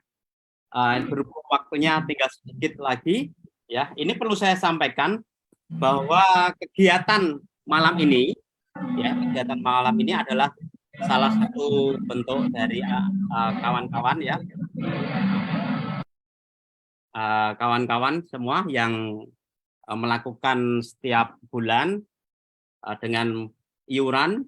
Kemudian untuk informasi kegiatan pada bulan Ramadan nanti, ya, kegiatan bulan Ramadan untuk Zoom online-nya itu di hari Selasa dan Jumat. Ya, nanti jam nanti kita sesuaikan saja nanti, tapi antara jam 15.30 dan di setelah tarawih ya jam 21-an. Nanti untuk pamfletnya nanti akan diinformasikan lebih lanjut. Kemudian yang ini informasi berikutnya ini mengenai DPD ya yang memerlukan support dari pusat untuk agenda bulan Ramadan nanti ya untuk kegiatan sosial nanti bisa menghubungi DPD pusat jika ingin memerlukan support ya itu bisa ke Bang Artom, Pak Doli atau ke Mas Bang Doli sama Bang Artom. Ada satu lagi mungkin pertanyaan atau bagaimana tanggapannya Pak Doli karena waktu berhubung sudah mepet ini. Ya, sebelum saya closing karena waktu sudah dekat, ini ada satu Pak Arsyad, mungkin ada yang mau ditanya. Satu lagi pertanyaan terakhir. Kita sepakat pertanyaan terakhir dari Pak Arsyad nih, coba dipersilakan. Yang melambungkan. Pak Arsyad, ya, oke. Ya, tadi silakan Pak Arsyad. Ya, halo, assalamualaikum warahmatullahi wabarakatuh. Waalaikumsalam, satu ini ya. Singkat, Pak. Iya, saya dari Kebumen. Ya. Jadi begini, Pak. Saya pernah mengalami saya sendiri. Jadi kasus itu HP terkunci. Saya minta dusboxnya. Orangnya itu ngeyel dan dia itu ibaratnya berpangkat lah. Tetap kekeh, tetap nggak mau. Saya minta persyaratannya. Itu bagaimana ya cara menanggapinya ya? Dan juga kalau seandainya ada customer ya kayak gitu berpangkat juga pengambilan kan harus pakai nota. Nah itu dia tetap kekeh nggak mau pakai nota karena dia itu aparatur sipil dari pihak dari berwajib lah kayak gitu. Itu gimana cara menanggapinya ya? Terima kasih. Assalamualaikum warahmatullahi wabarakatuh. Waalaikumsalam. Ya, jadi ada aparat ini yang dimintai identitas nggak mau dan menyalahi aturan kita. Sebenarnya kita juga punya aturan. Silakan Pak Pri untuk ditanggapi. Ya, terima kasih Mas Aryo, terima kasih Mas Arsyad. Ini masalah ya hubungan kausalitas ya. Ya sebenarnya di mata hukum itu kan ya sama ya, tidak ada perbedaan baik yang berpangkat yang tidak berpangkat misalnya. Yang tinggi, yang rendah, yang hitam, yang putih kan sama. Ada istilahnya equality before the law katanya. Jadi semua orang sama di depan hukum. Nah, ketika misalnya seseorang datang ke toko kita, ke tempat kita kan tuan rumahnya Bapak dan Ibu sekalian. Kita tuan rumah tentu kita ada norma-norma yang kita sepakati bersama di rumah kita itu. Nah, harusnya orang yang datang itu kan harusnya mengikuti adat istiadat atau norma yang ada di tempat kita. Nah, ketika kita minta misalnya box atau menanyakan, oke lah, kita tadi mengatakan bahwa box bukanlah merupakan bukti kepemilikan, tapi kita hanya sekedar untuk menanyakan ya sah-sah saja. Mana boxnya misalnya bisa nggak dibawa, kalau memang rumahnya dekat ya tolong dibawa. Tapi kalau seandainya jauh ya kita tanyakan yang lain. Tapi kalau sudah ada unsur paksaan, ya ditolak saja, jauh, nggak usah Pak. Kita jangan melayani gitu. Daripada kenapa? Karena ketika nanti misalnya terjadi hal-hal yang tidak diinginkan, tentu ya akan risikonya bersama-sama. Semua pelaku itu akan kena sanksi yang sama nanti. Ya termasuk misalnya oknum yang berpangkat tadi, ya ternyata barang itu adalah barang bukti misalnya di kantor, diambilnya secara ilegal, disuruh buka ke kita, dia kena ya kita juga kena nanti jadinya kalau kita mau dipaksa-paksa. Tapi setelah nanti misalnya ada surat pernyataan tadi, ya dia mengatakan bahwa itu bukan dari barang hasil tindak pidana, ya monggo kita tetap bisa layani. Mungkin demikian ya, Mas Arsyad dari Kebumen. Iya, terima kasih Pak. Pak Jufri. Ya, sebelum saya closing ini mungkin untuk ada tanggapan atau mungkin pesan dari Pak Doli sebelum saya tutup. Oke, terima kasih Mas Aryo. Jadi nanti Mas Aryo silakan menutup. Saya sedikit saja closing statement saya buat teman-teman di Test Point ya di seluruh Indonesia. Alhamdulillah saya perhatikan dari awal nih luar biasa ya responnya terhadap materi yang dibawakan Pak Kajari. Zoom meetingnya full, semuanya terisi, tidak bisa masuk lagi. Kemudian share Facebooknya juga lebih di atas 100. Artinya apa? Materi yang dibawakan Pak Kajari ini mungkin ya memang benar sesuai apa yang kita perkirakan, benar-benar menarik minat dari teman-teman semua. Begitu besarnya minat itu sehingga saya melihat fullnya ruang Zoom meeting dan share Facebooknya ini pertanda apa bahwa masalah unlock security, unblock email, tanda tangkap 480 dan sebagainya itu memang kita rasa-rasanya perlulah untuk lebih cerdas dalam menyikapinya. Artinya apa? Apa yang disampaikan Pak Kajari tadi adalah untuk pencerahan kita semua, bukan berarti melindungi, bukan membacking atau sebagainya. Yang pasti apa? Pesan dan yang disampaikan atau share ilmu yang disampaikan Pak Kajari itu insya Allah bisa membuat kita lebih paham akan kegiatan-kegiatan aktivitas kita ke depannya. Jadi kita paham sebenarnya mana yang boleh kita lakukan, mana yang tidak boleh. Mana yang hitam, mana yang putih. Tidak ada lagi yang abu-abu. Kemudian yang saya perhatikan poin penting yang disampaikan Pak Kajari tadi adalah marilah kita coba menyusun setelah ini, setelah satu SOP atau satu form yang mana sebagai bentuk mengedepankan prinsip kehati-hatian.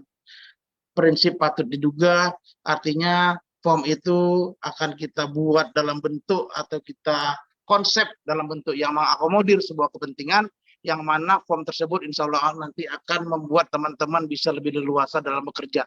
Dalam arti kata bukan berarti dengan form tersebut teman-teman bisa bebas untuk melakukan semuanya, tapi tujuannya adalah bentuk form tersebut seperti yang disampaikan Pak Kajari tadi adalah sebagai bentuk proteksi kita untuk menghindari hal-hal yang mungkin bisa menjerat kita dari tindakan-tindakan kita terhadap keterkaitannya dengan pelanggaran hukum pidana. Saya rasa itu saja. Terima kasih banyak Pak Kajari Binjai, Bapak Jufri SHMH yang telah meluangkan waktunya untuk berdiskusi dengan teman-teman teknisi Ponsel Indonesia. Insya Allah apa yang Pak Kajari lakukan malam ini insya Allah akan mendapat balasan yang berlimpah rahmat dan rezeki dari Allah Subhanahu wa taala dan Pak Kajari sehat-sehat selalu, sukses terus dalam meniti karirnya insya Allah sampai ke jabatan yang paling puncak. Kami doakan bersama-sama untuk kesuksesan Pak Kajari. Kemudian terima kasih juga dengan Mas Aryo, Pak Yongki, Mas Okta yang sudah mendampingi Pak Kajari untuk acara malam ini, juga kepada semua teman-teman yang sudah berpartisipasi untuk hadir dan ikut serta dalam malam ini. Insya Allah ini semua menjadi penambahan ilmu dan menjadi berkat buat kita semua. Nah, itu saja yang saya sampaikan Mas Aryo. Saya kembalikan kepada Mas Aryo untuk menutup acara malam ini. Billahi taufiq wal hidayah. Wassalamualaikum warahmatullahi wabarakatuh. Waalaikumsalam warahmatullahi wabarakatuh. Terima kasih Pak Doli. Ya, singkat saja berhubung waktunya. Terima kasih sebesar-besarnya buat Pak Jufri SHMH, Kepala Kejaksaan Negeri Binjai, kemudian Pak Doli sebagai Ketua Test Point, kemudian Pak Y ya sebagai memberikan masukan-masukan yang untuk kami semua. Jadi pada prinsipnya kita berkelompok ini agar lebih kompak, ya. Jadi kekompakan itu penting sekali, ya. Jadi terima kasih untuk semuanya, kawan-kawan semua yang sudah menyaksikan live ini tadi. Semoga ilmu yang diberikan oleh narasumber malam ini lebih bisa kita dalam kehati-hatian dalam melaksanakan kita mencari rezeki berikutnya. Baik, saya sebagai moderator malam ini, acara malam ini saya tutup. Terima kasih. Wassalamualaikum warahmatullahi wabarakatuh. Waalaikumsalam warahmatullahi Terima kasih semuanya. Mohon maaf ya bila ada pada tempatnya kata-katanya ya. Terima Terima kasih. kasih Pak Kajari. Sukses Pak. Izin live ya.